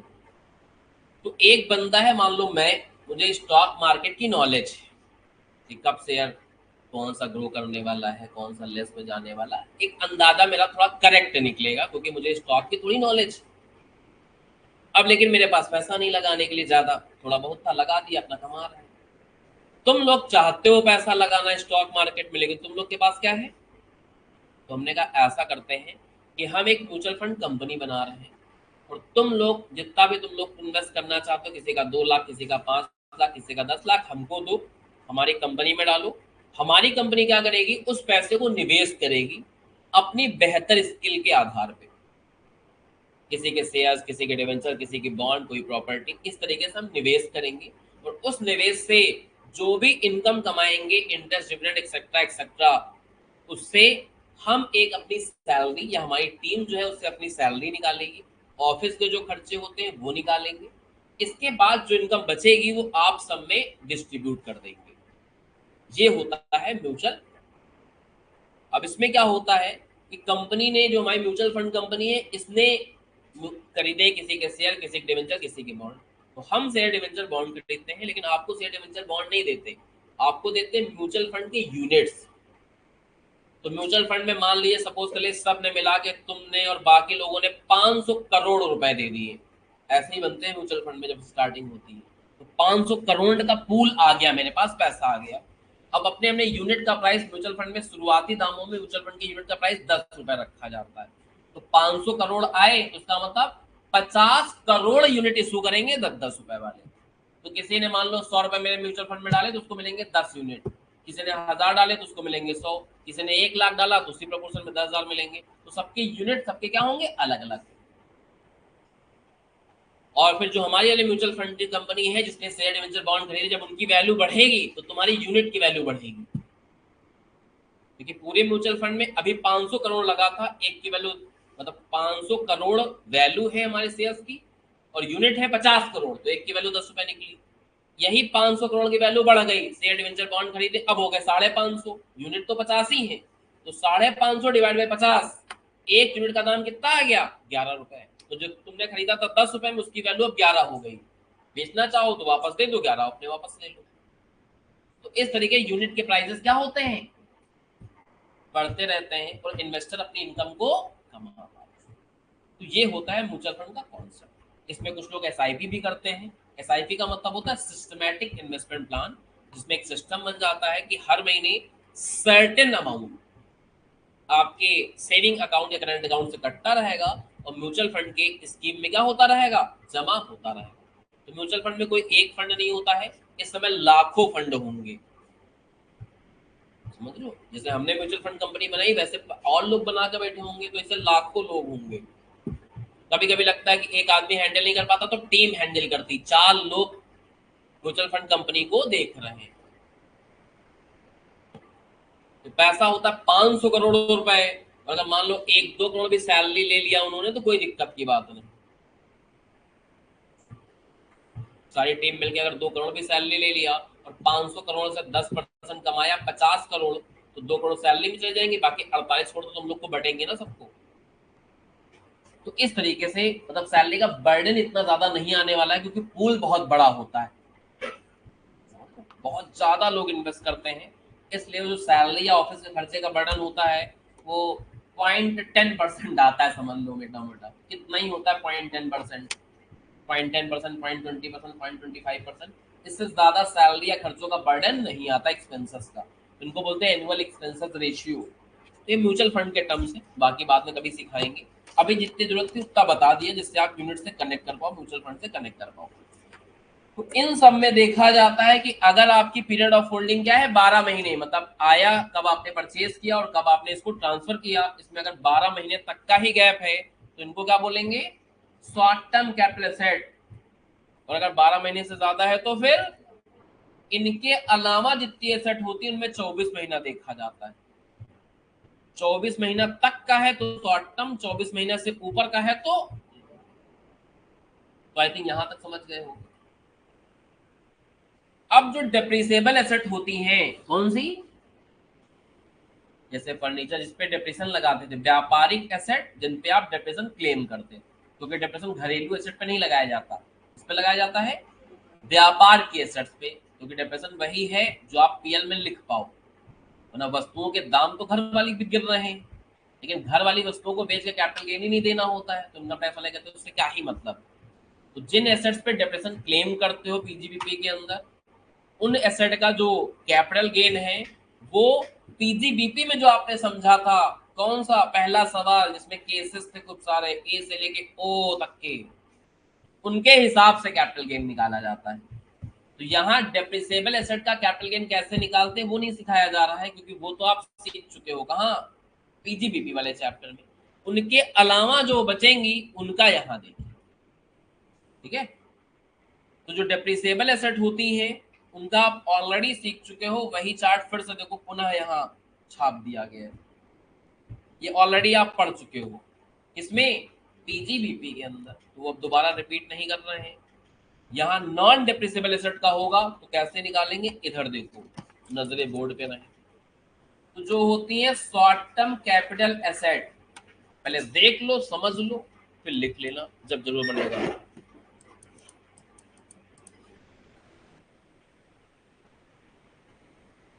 ठीक है, तो शॉर्ट टर्म कैपिटल एसेट में सबसे पहले लिखना होता है, टेक्निकल लैंग्वेज बोले तो उसको बोलते हैं फुल वैल्यू ऑफ कंसीडरेशन। क्या बोलते हैं, अब ये फुल वैल्यू ऑफ कंसिडरेशन है कि इन सब केस में अलग अलग निकलेगा। जब सेल करोगे तो जिस प्राइस में आपने बेचा वो आपका कंसिडरेशन है, मतलब एसेट को ट्रांसफर करने के बाद जो मिला। बेचने में तो आराम रहता है, पता रहता कितने में बेचे हो, तो अभी बेचने वाला ही समझना है। बाकी इन केस में कंसिडरेशन कैसे निकाला जाता है वो आगे क्लास में आपको समझाया जाएगा। तो सिंपल भाषा में क्या कहें तो जब आप सेल करके ट्रांसफर करोगे तो जो आपका बिक्री मूल्य होगा वही क्या बनेगा, फुल वैल्यू ऑफ कंसिडरेशन। बाकी एक्सचेंज में, रिलिंक्विशमेंट में, इन सब में कंसिडरेशन अलग तरीके से बिहेव करता है, तो समझाया जाएगा, चिंता मत करो। अभी सेल वाला समझो, वर्ड यहां यही लिखेंगे, फुल वैल्यू ऑफ कंसिडरेशन। अभी सिंपली समझ लो सेलिंग प्राइस जितने में आपने एसेट को बेचा, इसमें से माइनस करते हैं क्या, expenses of transfer if any. इस एसेट को ट्रांसफर करने में अगर तुम्हारा, क्योंकि देखो कैपिटल गेन कौन देगा, जो ट्रांसफर कर रहा है, ट्रांसफरर। तो तुम्हारा खर्चा होना चाहिए, उसका वाले का नहीं। जैसे मकान बेचा तो वो रजिस्ट्री कराई है, वो पैसा लगा रहा, तुम्हारा खर्चा थोड़ी हो रहा, तो तुम्हारे खर्चा होंगे सेलर के। तो उसमें क्या होता है, मकान है, कोई ब्रोकरेज देना पड़ गया, किसी कोई कमीशन देना पड़ गया, तो वो माइनस करते हैं। तो सिंपली इसके सवालों में क्या होगा, कोई ब्रोकरेज या कमीशन वमीशन दे रखा होगा, उनको एक्सपेंस ऑफ ट्रांसफर कहेंगे, माइनस कर देंगे। माइनस करने के बाद आता है नेट सेल कंसिडरेशन, क्या बोलते हैं इसको, नेट सेल कंसिडरेशन। इसके बाद दो चीजें और माइनस होती हैं, एक होती है COA, that is called cost of acquisition. किस वैल्यू पे आपने इस एसेट को एक्वायर किया था। कॉस्ट का मतलब लागत, ऑफ का मतलब ऑफ, और एक्विजिशन का मतलब लेना। तो जिस वैल्यू पे आप इसको, एक्विजिशन का मतलब बनवाना, खरीदना, कहीं खरीदे या बनवाए तो कितना पैसा लगा, ठीक है। तो एक्वायर करने की लागत यहां लिखते हैं। परचेज करोगे तो परचेज वाला खर्चा, बनवाओगे तो बनवाने वाला खर्चा, ठीक है। और एक्वायर करने के बाद, उसके बाद जो इसमें अगर इंप्रूवमेंट कराया है तो एक चीज और माइनस होगी, क्या, कॉस्ट ऑफ इम्प्रूवमेंट। इम्प्रूवमेंट का मतलब होता है बनवाने या खरीदने के बाद दोबारा कभी इसमें और निवेश किया है, ठीक है। जैसे कि एक मकान खरीदा हमने 2 फ्लोर का, वो है कॉस्ट ऑफ एक्विजिशन। फिर एक फ्लोर बाद में और बनवाया, वो है cost of improvement capital expenditure होते हैं। यानी कि 2 फ्लोर का मकान खरीदा और बाद में क्या था, एक जगह पेंट उखड़ गया था, पेंट करवा दिए, तो कहने भैया और पैसा लगा, इसको नहीं बोलेंगे। इन इम्प्रूवमेंट का मतलब कैपिटल टाइप के इन्वेस्टमेंट हो, जिससे उस प्रॉपर्टी की वैल्यू क्या हो जाए, बढ़ जाए। तो उसमें आपने अगर व्हाइट वॉश करा दिया या पेंटिंग करा दी तो उसको कैपिटल एक्सपेंडिचर नहीं बोलते। दूसरा एग्जांपल ले लेते हैं, हमने मान लीजिए एक सोने की अंगूठी खरीदी, ये वाली, ठीक है, और इसमें तब हीरे नहीं जड़े थे, डायमंड। तो पहले वो गोल्ड की अंगूठी खरीदी, तब मिली मान लो 25,000 रुपए की, वो है क्या, कॉस्ट ऑफ एक्विजिशन। बाद में मेरा मूड किया कि इसमें हीरे जड़वाएंगे, तो हमने इसमें 12 नग जड़वा दिए, वो क्या है, क्योंकि नग जड़वाने से इस अंगूठी की वैल्यू क्या हो गई। एक और एग्जांपल है, अंगूठी गंदी हो गई, सुनार को दिया भैया साफ कर दो, 200 रुपया लीजिए, ये कॉस्ट ऑफ इम्प्रूवमेंट नहीं है, समझ रहे हो। तो कॉस्ट ऑफ इम्प्रूवमेंट में कैपिटल एक्सपेंडिचर आते हैं, जिससे उस एसेट की वैल्यू में बढ़ोतरी हो जाए। उसको यूज या मेंटेन करने के लिए जो हल्के फुल्के खर्चे करोगे वो कॉस्ट ऑफ इम्प्रूवमेंट में नहीं आते। एग्जाम्पल बता दिए, इससे सवाल में आया तो आप कनेक्ट कर पाओ इजीली। माइनस कर देंगे तो ये आ जाता है क्या बेटा, आपका शॉर्ट टर्म कैपिटल गेन। क्या आ जाता है, शॉर्ट टर्म कैपिटल गेन। और इसमें से कुछ मिलते हैं डिडक्शन बोलो या उनको एग्जम्पशन बोल लो, जैसे सैलरी डिडक्शन मिले थे, हाउस प्रॉपर्टी मिले थे, वैसे यहाँ मिलते हैं कुछ डिडक्शन जो आते हैं किसमें, सेक्शन 54 और उनके सब सेक्शनों में। तो डिडक्शन या एग्जाम्पशन, कुछ किताबों में इनको डिडक्शन वर्ड दिया गया, कुछ किताबों में इनको एग्जाम्पशन दिया गया। वर्डों पे इतना दिमाग नहीं लगाना, माइनस करना होता है, इस पे दिमाग लगाना। इसको भी माइनस कर देंगे तो ये आ जाता है क्या आपका, taxable short term capital gain. इसी पैसे पे आपको टैक्स पे करना होगा कैपिटल गेन वाले अमाउंट पे, ठीक है। तो ये क्या आ जाएगा आपका, taxable short term capital gain, और यही लिख के यहां पे दिया है। सबसे पहले लिखते हो सेल कंसिडरेशन, या इसको टेक्निकल वर्ड में क्या कहा जाता है, फुल वैल्यू ऑफ कंसिडरेशन। इसमें से माइनस करते हैं expenses of transfer if any, तो आता है net sale consideration.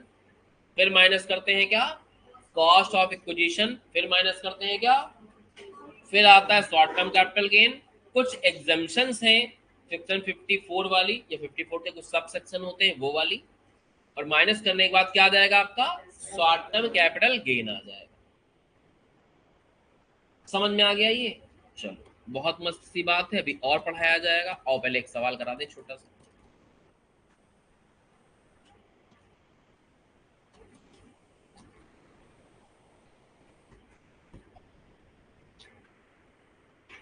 Question number 1,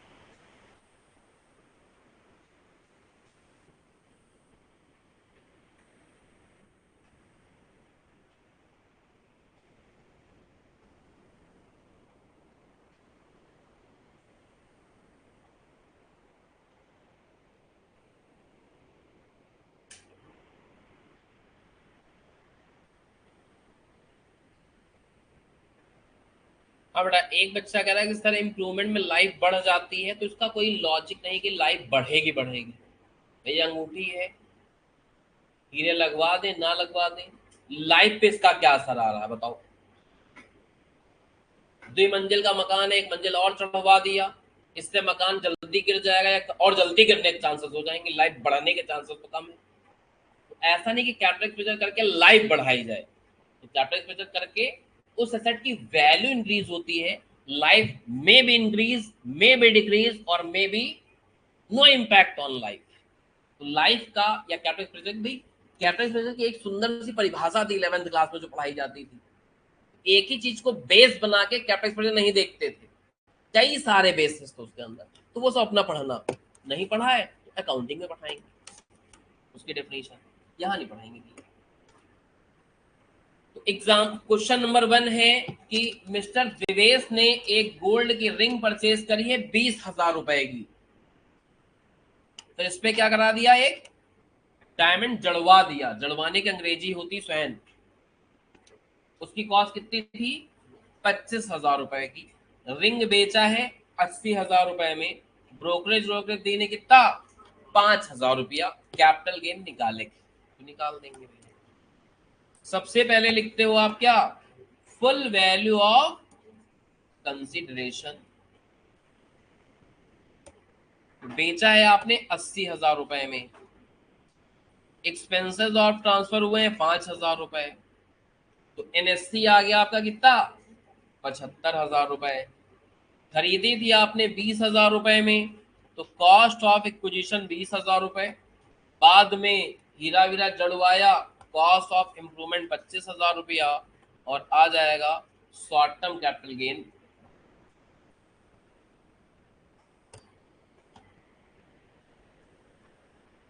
कितना आ गया,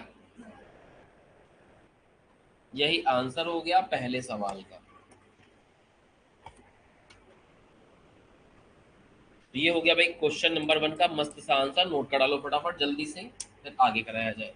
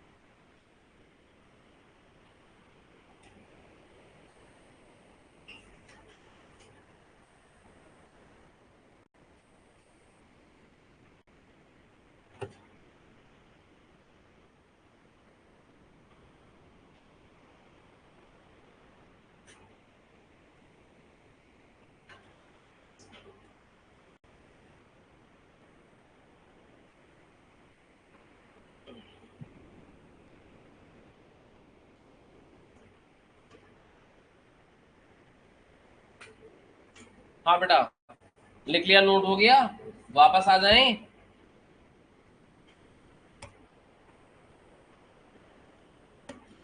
तो फुल वैल्यू ऑफ कंसिडरेशन या इसको सेल कंसिडरेशन भी कह सकते हो, कोई दिक्कत की बात नहीं।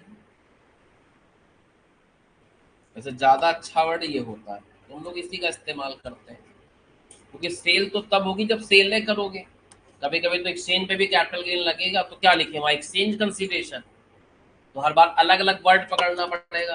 रिलिंक्विशमेंट कर रहे हो तो क्या लिखे, रिलिंक्विशमेंट कंसिडरेशन। तो यह वर्ड तो केवल सेले में अच्छा लगता है, ये वर्ड सब में चल जाता है, उसे यही वाला लिखा जाता है।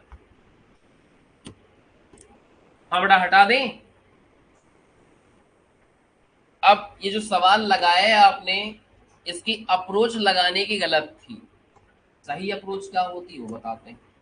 सबसे पहले ये देखा जाता है कि जिस एसेट को ट्रांसफर कर रहे हो वो लॉन्ग टर्म है कि शॉर्ट टर्म।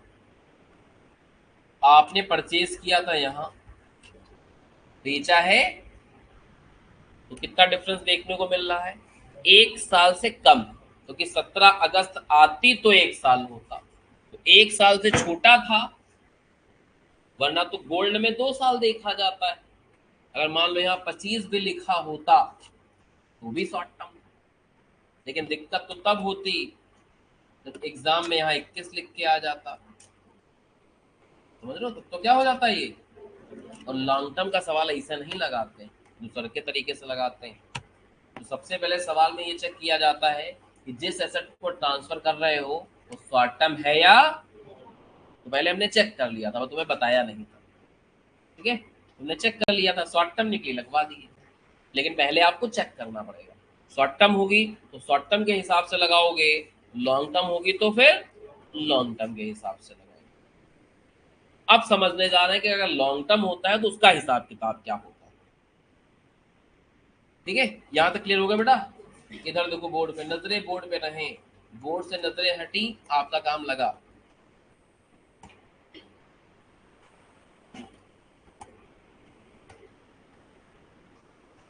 एग्जाम्पशन इस पे भी माइनस होंगी, और यहाँ क्या आ जाएगा, taxable long term capital gain. फर्क यहाँ है, यहाँ आई आई लग जाएगा, और इसका फुल फॉर्म हो जाता है इंडेक्स्ड कॉस्ट ऑफ एक्विजिशन, और इसका फुल फॉर्म क्या हो जाता है, इंडेक्स्ड कॉस्ट ऑफ। इंडेक्स्ड क्या है वो समझो। इंडेक्स का मतलब होता है किसी वैल्यू को बढ़ाना। अगर आपने थोड़ी बहुत मैथ पढ़ी होगी तो एक चैप्टर होता हो तो उसमें इंडेक्स नंबर, और नहीं याद आया हो तो फाउंडेशन में पढ़ी होगी, उसमें भी था चैप्टर। ठीक है, चैप्टर होता है क्या हमारा, इंडेक्स नंबर। और इंडेक्स नंबर के जो आंसर आते थे वो 100 के आसपास आते थे, 120, 130, 150, कुछ ऐसे। तो मान लो, सपोज कर लो किसी चीज का इंडेक्स नंबर, मैथ में चलने लगे थोड़ी देर के लिए, कनेक्ट करना पड़ेगा भाई, ऐसे थोड़ा ना होता है। तो मान लो किसी चीज का इंडेक्स नंबर आया हो 150, तो इसका अर्थ होता है कि जो चीज पहले 100 की मिलती थी वो अब 150 की मिलने लगी। हमेशा इसका कनेक्शन 100 से निकाला जाता है। इंडेक्स नंबर अगर 180 आ गया, उसका मतलब जो चीज पहले 100 की मिलती थी वो कितना हो गया है। इंडेक्स नंबर अगर 90 आया है, उसका मतलब जो चीज 100 की मिलती थी तो कितने की हो गई है, 90 की। समझ में आया। तो हम लोग इंडेक्स वैल्यू निकालने के लिए इंडेक्स नंबर के हेल्प लेते हैं। जैसे जब मकान परचेज किया था उस समय का इंडेक्स नंबर मान लो 123 चल रहा था, जब ट्रांसफर किए तो इंडेक्स नंबर कितना हो गया, 155। इसी प्रपोर्शन में उस खरीदार को बढ़ा देना होता है। कि मतलब जब आपने एक्वायर किया था वो चीज अगर आज एक्वायर करते, subject to index number, index number जिस हिसाब से ग्रो किया तो परचेज वैल्यू उस प्रोपोर्शन में कितनी ग्रो कर जाती, that is called index cost of acquisition. तो मान लीजिए कॉस्ट थी आपकी 10 लाख रुपए, तो 10 लाख में खरीदे थे, जब इंडेक्स नंबर कितना था 123, तो आज कितना हो गया है, उस प्रपोर्शन में इसकी वैल्यू बढ़ जाती तो कितनी वैल्यू होगी, निकाल के बताओ जरा।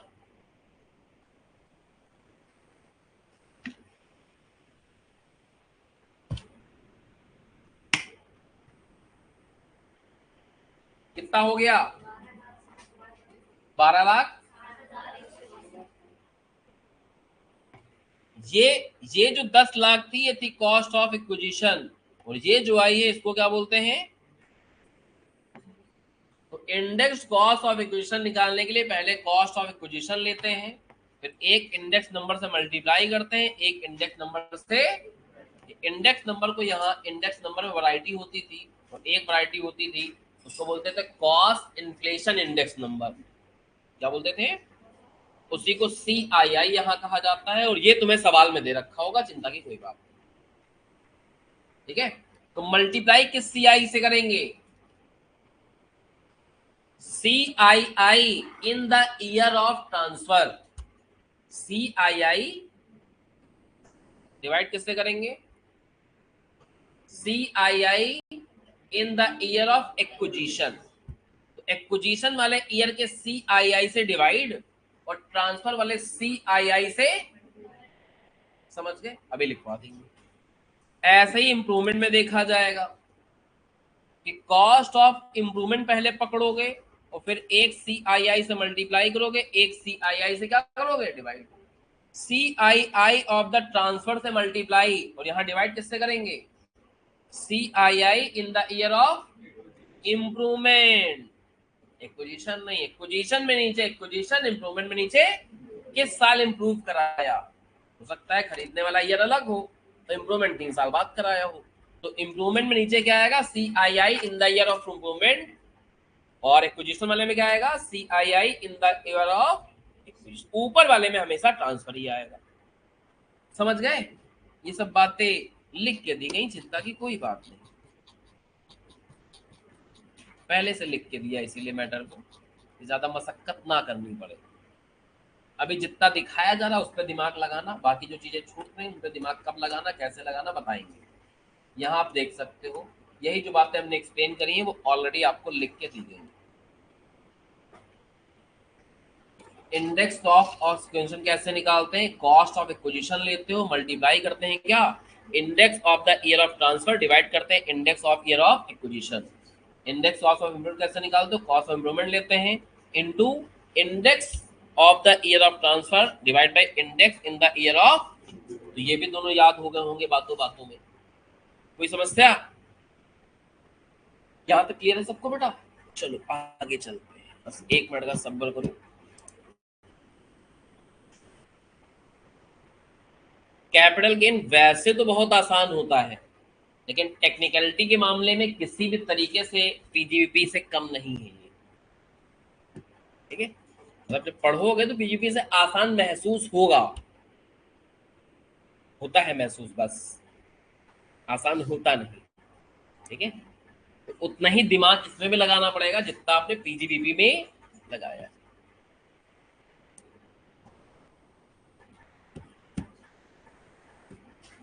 अगर टैक्स को पढ़ाते पढ़ाते ही आप रिवीजन पीछे के चैप्टर्स का करते रहोगे तब तो टैक्स आपको बचा पाएगा। टैक्स आपको पढ़ते पढ़ते ही पीछे के रिवीजन भी करना है। ये सब पढ़ाई ऐसी है ही है कि आगे पढ़ते भी जाना है और पीछे का भूलने नहीं देना है। ये 2 काम आदमी ईमानदारी से कर ले कि आगे पढ़ता भी जाए और पीछे का ना भूले, बस पास है वो। इसमें दिमाग लगा ले कि पीछे ना भूलने पाए, आगे पढ़ते चले जाए, किसी भी पढ़ाई में अपना पास हो जाएगा फटाफट फटाफट।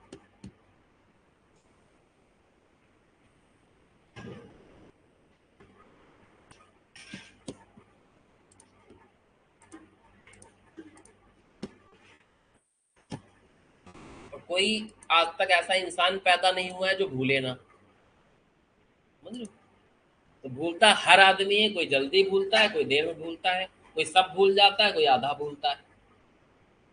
तो भूलने की जो बीमारी होती है वो सबके अंदर है, कोई भी ऐसा नहीं होता कि जो भूलबे ना करे। रिवीजन कर करके अपनी याददाश्त को फिर से वापस लाया जाता है कि जो भूल गए फिर याद आ जाए, फिर जो भूल गए फिर याद आ जाए। तो जितना फ्रिक्वेंटली आप रिवीजन करते रहोगे, जितना फ्रिक्वेंटली सवाल लगाते रहोगे, उतना भूलने के चांसेस कम रहते हैं। जितना आप चैप्टर को रिवाइज नहीं करेंगे, जितने उसके क्वेश्चन नहीं लगाएंगे, टॉपिक नहीं रिवाइज करेंगे, उतने भूलने के चांसेस ज्यादा होते रहेंगे। एकदम सिंपल सा लॉजिक है, इसमें कोई इतना बड़ा साइंस थोड़ी ना छुपा हुआ है, ये कोई फॉर्मूला ऐसा बना हुआ है। एकदम सिंपल से लॉजिक है, वो अप्लाई करें, नहीं भूलेगा इंसान। हाँ बेटा, ये दोनों चीज समझ में आ गई पक्का? बस 1 मिनट का सब्र रखना, फिर 1-2 चीजें और समझानी मुझे, मैं समझा पाऊं।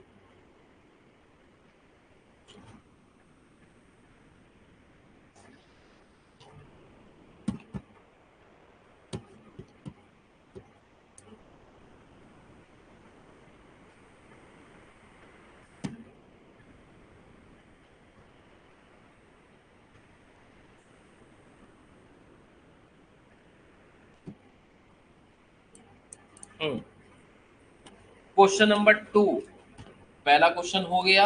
क्वेश्चन नंबर 2 सुन लो इधर बेटा। शुरुआत के 8-10 सवाल में एक एक टॉपिक अगला पढ़ाएंगे, तब एक एक सवाल लगेगा। हर सवाल के लिए ऐसा होगा कुछ ना कुछ एक्स्ट्रा पढ़ना पड़ेगा, तब अगले सवाल में घुस पाओगे। इतना भयानक चैप्टर, समझ लो। कोई भी नहीं होगा इतना ज्ञान सीख लिया 15-20 सवाल लग जाए, नहीं नहीं भैया ऐसा नहीं। अगले सवाल के लिए फिर कुछ एक्स्ट्रा ज्ञान तो लेना ही पड़ेगा, जो हमने दिया तभी आप यह सवाल लगा पाओगे। तो देखो क्या है, 23 जून 2024 को रजत बाबू ने बेचा है गोल्ड। खरीदिन कब था वो देख लो, कब एक्वायर करीन था? 20 अगस्त सन 2000 को। तो बेचा कितने में है? मतलब ये लॉन्ग टर्म है, फील हो गया होगा। 24 साल मोटा मोटा हो रहे हैं, 2 साल से ज्यादा हो रहे हैं ना, यही बहुत इंपॉर्टेंट। 24 हो रहे हैं, 23 हो रहे हैं, इसका इंपॉर्टेंट नहीं, 2 से ज्यादा हो रहा है, ये बहुत इंपॉर्टेंट है। तो मतलब ये लॉन्ग टर्म का केस है। तो बेचा है बेटा 15 लाख में, तो फुल वैल्यू ऑफ कंसेशन कितनी आ गई?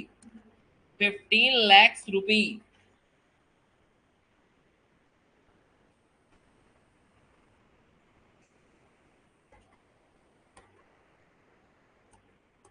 इसके बाद एक्सपेंसेस ऑफ ट्रांसफर इस सवाल में नहीं दे रखे, इस सवाल में दे रखा था भैया, इस सवाल में नहीं दे रखा, इसलिए इफ एनी लिखा था कि होंगे तो लिखेंगे, नहीं होगा तो नहीं। फिर यहां क्या लिखना है? Indexed cost of acquisition,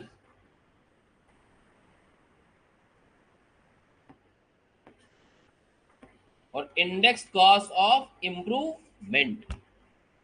improvement तो कुछ किया ही नहीं इसमें, तो इम्प्रूवमेंट में नहीं कि हर सवाल में हो भी करे, हो सकता है किसी सवाल में ना हो इम्प्रूवमेंट, छोड़ देंगे। खरीदने के बाद इम्प्रूवमेंट कराए भी या कराए, ऐसा कोई गारंटी वाला काम तो ही ना हो। जिसका मन करता है और बनवा लेता है, ऊपर चढ़वा देता है मकान को, जिसका मन नहीं करता उसी में अपनी जिंदगी उजाड़ देता है। जब मन करता है उसको बेच के दूसरा का ले लेता है बड़ा वाला। तो मन के ऊपर डिपेंड करता है। हमारा मन कर रहा तो हीरा जड़वा लिए, किसी का मन ना करे ना जड़वाए, उसकी मर्जी है भाई। तो कितने में खरीदे थे बेटा? कितने में खरीदे थे इसको? 4 लाख में।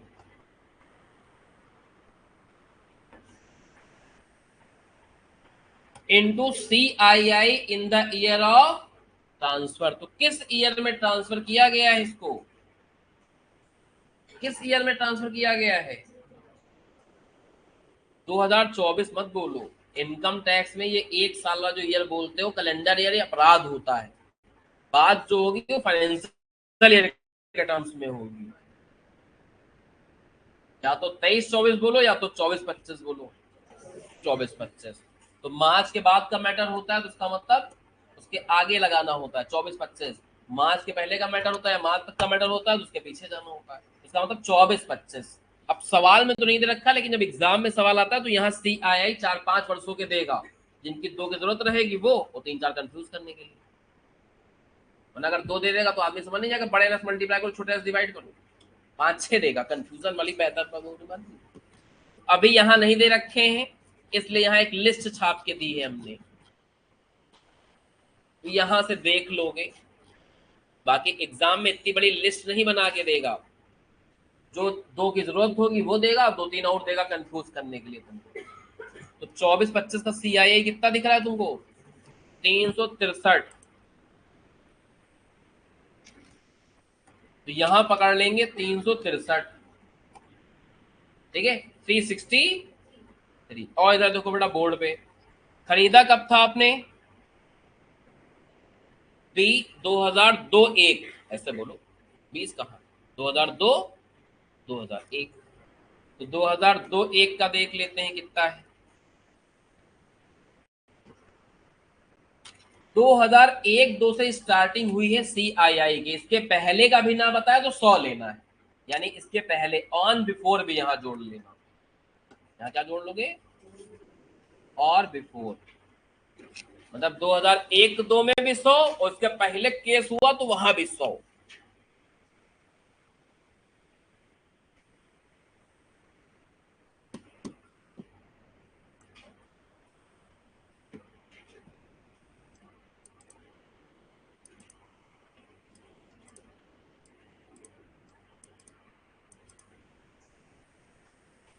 एक बच्चा कह रहा है शॉर्ट टर्म लॉन्ग टर्म कैसे जज करेंगे? अरे वही तो बताया था कि जब 24 महीने से ज्यादा का हो जाएगा तो लॉन्ग टर्म है, 24 महीने से कम होगा तो फिर क्या है? शॉर्ट टर्म है। 2000 में खरीदे थे, 2024 में बेच रहे हो, 24 साल निपटाने के बाद लॉन्ग टर्म हो गया।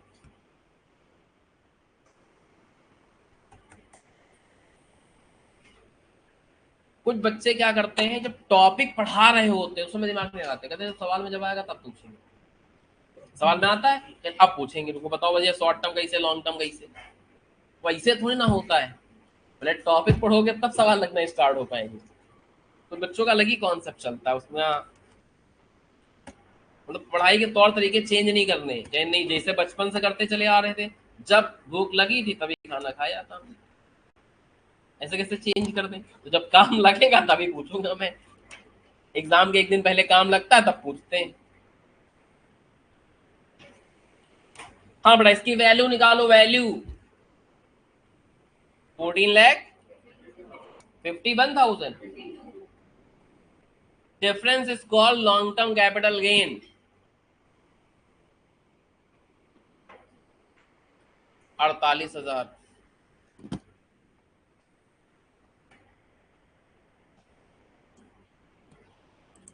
समझ में आ गया?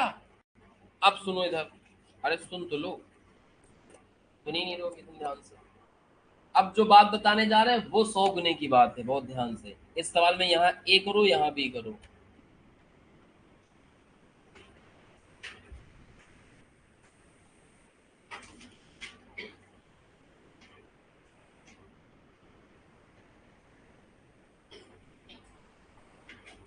इधर देखो बड़ा बोर्ड पे, तो तुम कहोगे सर ये क्या फालतू में दे रखा था?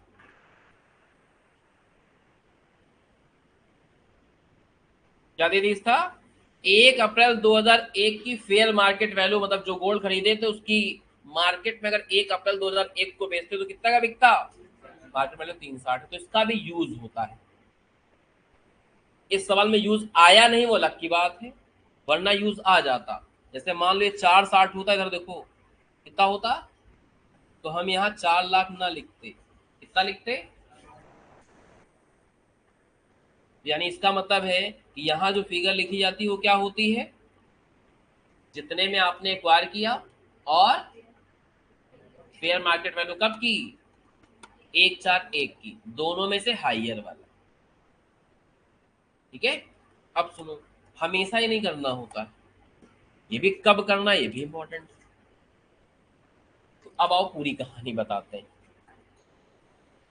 हर चीज की अपनी एक कहानी है। तो अगर कोई एसेट एक्वायर करी गई है कब? 1/4/2001 से पहले। कब एक्वायर करी गई है? तो अभी इमूवल का ज्ञान मत लेना, इसको भी छोड़ दो थोड़ी देर के लिए, मूवल वाला ज्ञान ले लो, इतना काफी थोड़ी देर के लिए।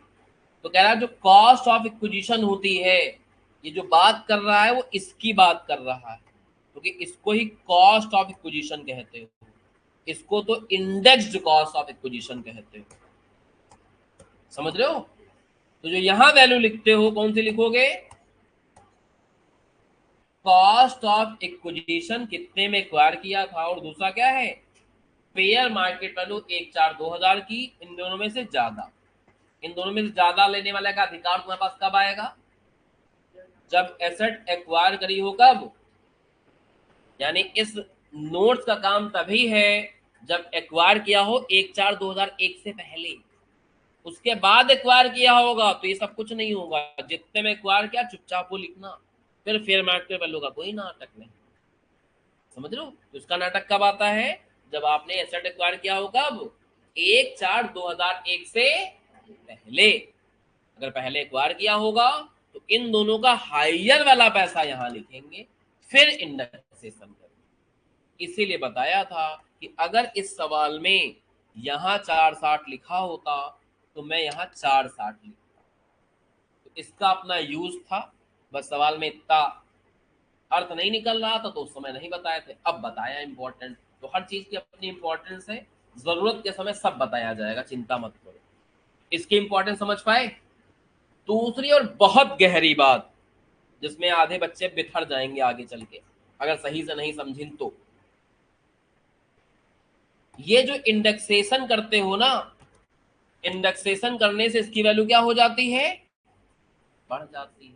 और ये क्या आता है फिर, तो इंडेक्सेशन करने से आपको फायदा होता है या नुकसान, फायदा होता है। तो इसलिए इंडेक्सेशन बेनिफिट कहा जाता है। इंडेक्सेशन का क्या होता है, आपको बेनिफिट होता है किसमें, लॉन्ग टर्म एसेट में। शॉर्ट टर्म में इंडेक्सेशन का बेनिफिट आपको, लेकिन एक तारीख आई काली, 23 जुलाई 2024, और गवर्नमेंट ने एक नोटिफिकेशन जारी कर दिया कि अब बेटा इंडेक्सेशन बंद करते हैं। क्या करते हैं, इंडेक्सेशन। उस दिन से हो गया कांड। उसके बाद ये नहीं कर सकते, आपको यहाँ 4 लाख लिखना पड़ेगा, समझ रहे हो। लेकिन एक और साथ में एक रियायत भी दी कि 23/7/24 से पहले लॉन्ग टर्म पे टैक्स पड़ता था 20% के रेट से, और 23 जुलाई के बाद लॉन्ग टर्म का रेट गिरा के 12.5 कर दिया। तो जो टैक्स रेट वाला ज्ञान है वो बाद में दिया जाएगा, क्योंकि अभी टैक्स निकालना नहीं सीख रहे हो, अभी आप अमाउंट निकालना सीख रहे हो। तो एक तो नुकसान किया कि इंडेक्सेशन मना कर दिया, साथ ही साथ एक थोड़ा सा बेनिफिट रिलीफ भी दी है कि टैक्स रेट लॉन्ग टर्म में कितने कर दिए हैं। अभी टैक्स रेट आपको याद नहीं करने हैं, उसकी टेंशन नहीं लेना है, जब टैक्स रेट वाले चैप्टर में जाएंगे तो वहां याद करा देंगे, ठीक है। अभी क्या याद करना है कि अगर 23 जुलाई 2024 या इसके बाद इसको भी अगर बेचा तुमने उस दिन में लगे, इंडेक्सेशन नहीं हो पाएगा। तो अगर आपने कोई एसेट ट्रांसफर करी है कब, 23 जुलाई और after, indexation benefit will not allowed. समझ गए यहां तक का, वापस आ जाओ सवाल में।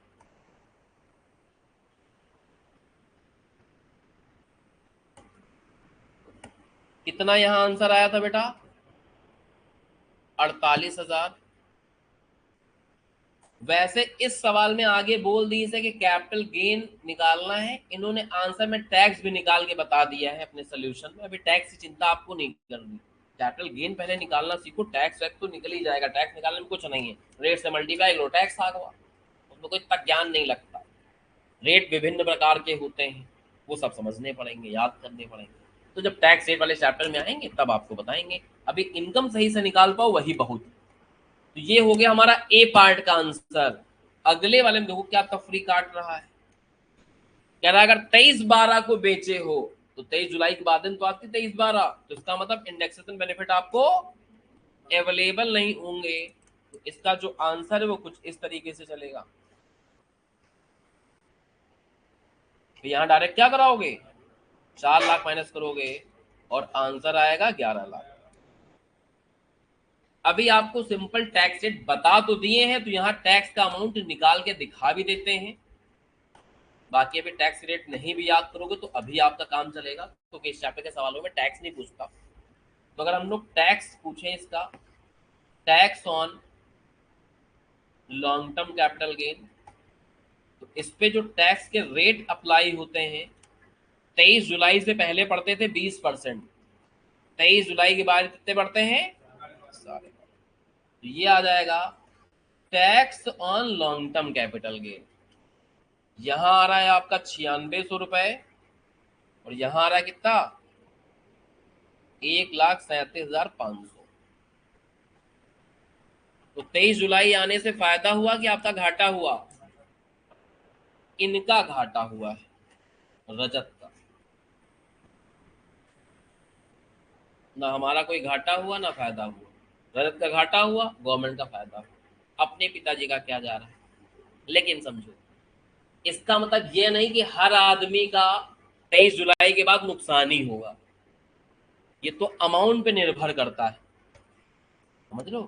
तो ऐसा कोई हार्ड एंड फास्ट रूल नहीं है कि अपना यादें कर लो कि नहीं नहीं भैया ये हम टैक्स कम पड़ी है, निकालने के बाद पता चलेगा, तो सिचुएशन टू सिचुएशन में चेंज हो जाएगा, समझ लो। तो ऐसा कोई रटने वाली बात नहीं कि यही टैक्स कम पड़ता है, ऐसा कुछ नहीं। कभी ऐसा होगा उधर वाले में कम आएगा, इधर वाले में ज्यादा आएगा, तो अमाउंटों पे वेरी करेगा सारा खेल। तो उसका कोई शॉर्टकट नहीं है, टैक्स निकालने के बाद ही पता चल पाएगा किसमें टैक्स कम आएगा किसमें ज्यादा आएगा। अब ये वाला सवाल क्वेश्चन नंबर 2 हमारा क्या हो गया है, कंप्लीट हो गया है। नोट करना चाहो नोट कर सकते हो। कलर नोट कर लिया था क्या ये वाला, तो बगल में जगह ना हो तो नीचे अलग से बना के नोट कर लेना। हमारे पास तो अगल बगल हर तरफ जगह होती है, इसमें हमारी कॉपी है, इसी क्या करोगे, ऊपर नीचे दाहिने बाएं हर तरफ जगह, कितनी भी गाड़ी चौड़ी कर सकते हैं, मोटी कर सकते हैं, ऊपर स्पेस बढ़ा सकते हैं, नीचे बढ़ा सकते हैं, दाहिने बाएं हर तरफ।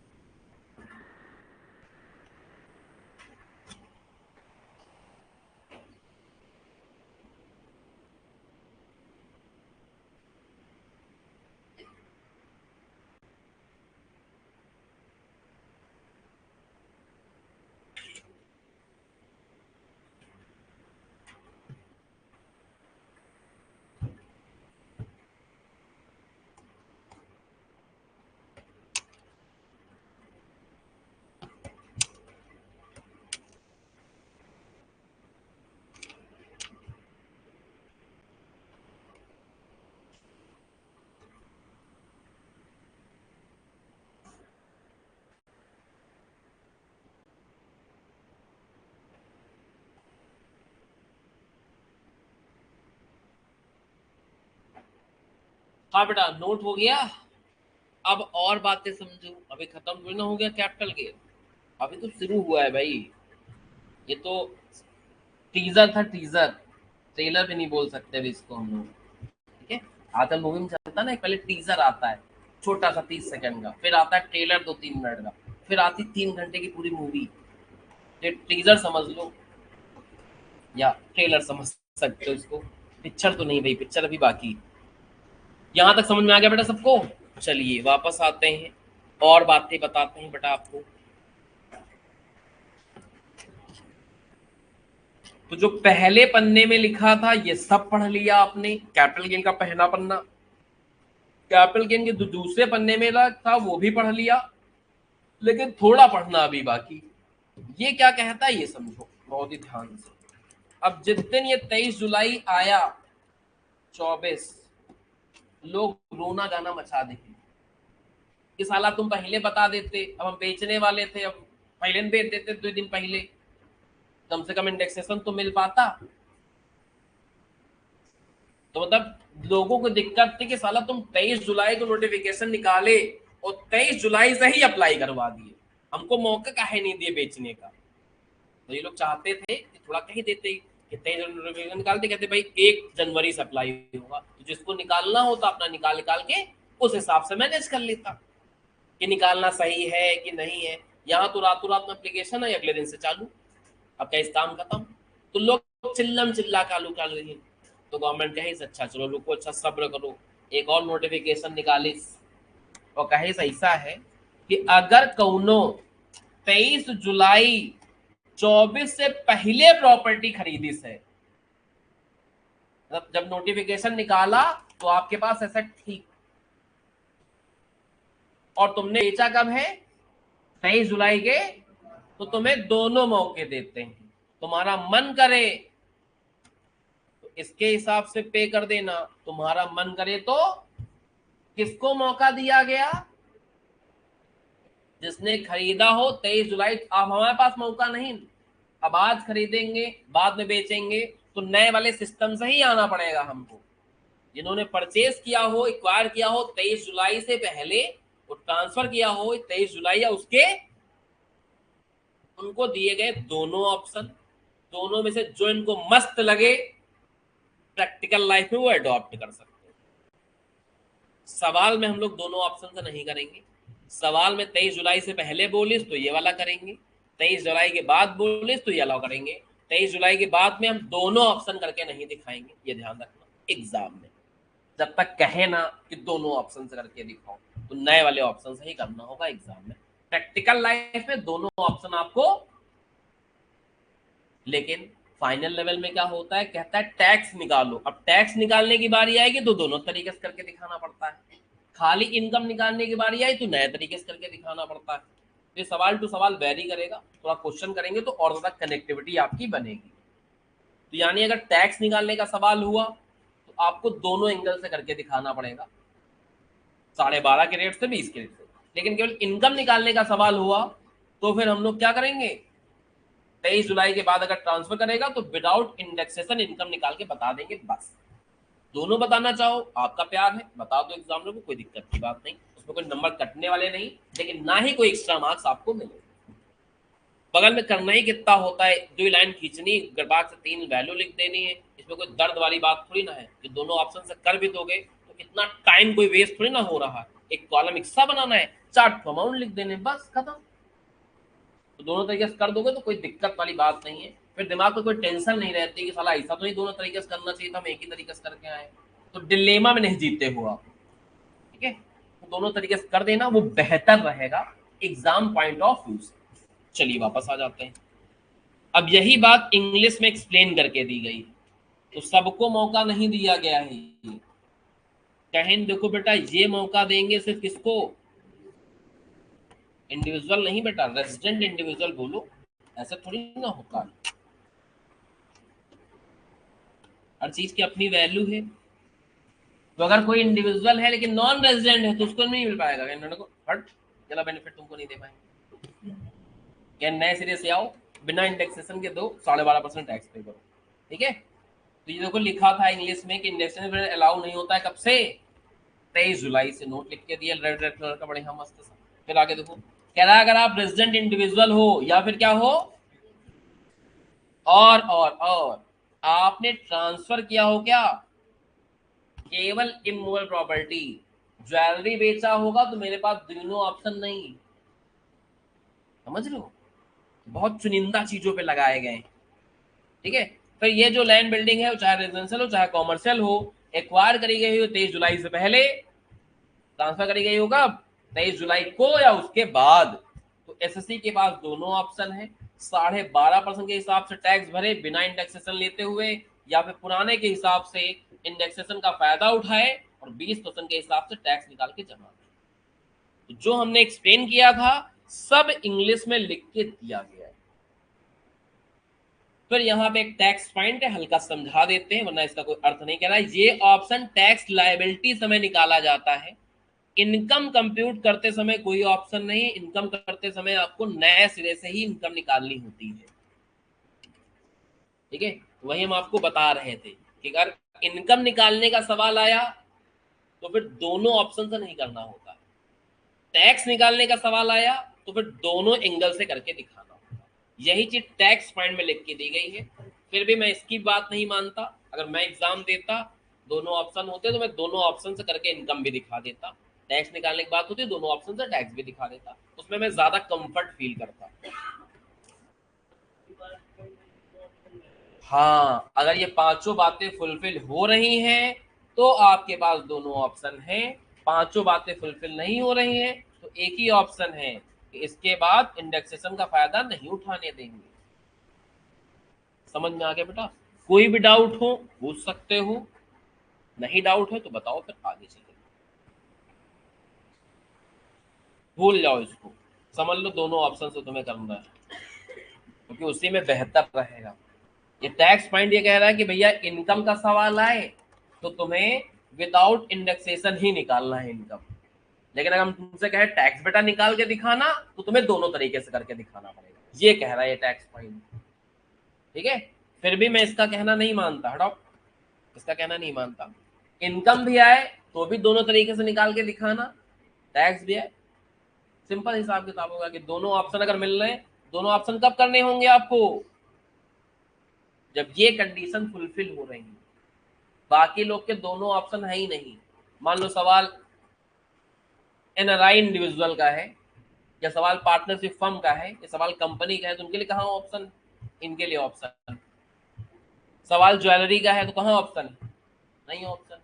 सवाल में एसेट खरीदी गई 23 के बाद, ये ट्रांसफर करी गई इससे पहले, तो कहाँ ऑप्शन। बात समझ लो, फिर तो ऑप्शन आपका क्या हो जाता है, खत्म हो जाता है। ठीक है, तो ये ऑप्शन अगर मतलब ये चीजें फुलफिल हो रही सवाल में तो दोनों ऑप्शन से करना है, नहीं फुलफिल हो रही तो भाई सही ऑप्शन आपके लिए है नहीं, फिर तो आपको इस वाले तरीके से चलना होगा न्यू सिस्टम के हिसाब से, जिसमें कहा जाता है कि 23 जुलाई 24 के बाद इंडेक्सेशन बेनिफिट नहीं अवेलेबल होगा और लॉन्ग टर्म पे टैक्स कितना पड़ेगा, 12% का। तो आई थिंक ये सारी चीजें कन्वे कर दी हैं हमने आपको।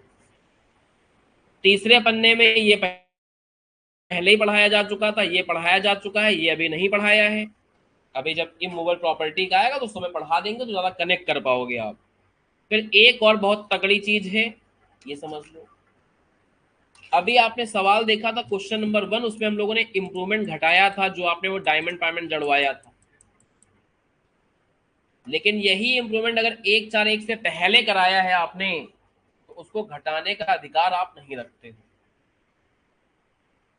तो अगर कोई इंप्रूवमेंट कब कराया है, 1/4/2001 से पहले, तो उस इंप्रूवमेंट को इग्नोर करेंगे सवाल लगाते समय। 1/4/1 के बाद कराया है तो उसका वेलकम करेंगे, उसको हम लोग अपना माइनस कर सकते हैं। ठीक है, 1/4/2001 से पहले एक्वायर किया होगा तो आपके पास ये चूज करने का राइट होता है कि आप इन दोनों में से हाइयर वाला लेके चलो। लेकिन 1/4/1 से पहले अगर इंप्रूवमेंट कराया है तो उसको क्या है, इग्नोर करना है। 1/4/1 के बाद वाले लिए जाएंगे, 1/4/1 के पहले वाले छोड़े जाएंगे। ठीक है, इमूवेबल वाला भी अभी बता देते हैं, बाकी सवाल आएगा तो फिर से एक बार पुनः रिवाइज करा देंगे। ये कहता है अगर कोई इमूवेबल प्रॉपर्टी है तो ये तो एज इट इज रहेगा, इस वाले में आपको ये तो लेना ही लेना है, लेकिन इसको एसडीवी से कंपेयर करके यहाँ लोअर लिखना है। एसडीवी होती है स्टैम्प ड्यूटी वैल्यू, जो लैंड एंड बिल्डिंग होती है इसको, इसकी क्या होती है, सरकारी रिकॉर्ड के हिसाब से वैल्यू क्या बोलते हैं, स्टैम्प ड्यूटी वैल्यू। तो अगर वो सवाल में दे रखी मूल प्रॉपर्टी की तो इनको कंपेयर करके लोअर लिखोगे, और कभी कभी ये भी होगा ये सवाल में दे ही नहीं रखा होगा तो फिर यही बन जाएगा ऊपर वाला हिसाब किताब। बाकी सवाल में आएगा तो ज्यादा कनेक्ट करा देंगे, आपको फिल करा देंगे, एक बार फिर से रिवाइज करा देंगे। तो शुरुआत के जो 3 पेजेस हैं कैपिटल गेन के, वो क्या हो गए हमारे, निपट गए हैं। 3 पन्ना निपट गया है, एक है चौथा पन्ना, 5वां, 6वां, 7वां, 8वां, ये तो खाली है, 9वां, 10वां और 11वां। मतलब टोटल 11 पन्ने के नोट्स हैं, और एक आध पन्ने के 2 पन्ने के नोट्स बनवाने भी पड़ेंगे, इसलिए जगह खाली छोड़ी। तो टोटल 13 पेजेस के नोट्स हैं, जिसमें से 3 पेज आप क्या कर चुके हो, आज कंप्लीट कर चुके हो। ठीक है, आज के यहीं तक सेवाएं रहेंगी, बाकी हम लोग मिलेंगे अगली क्लास में।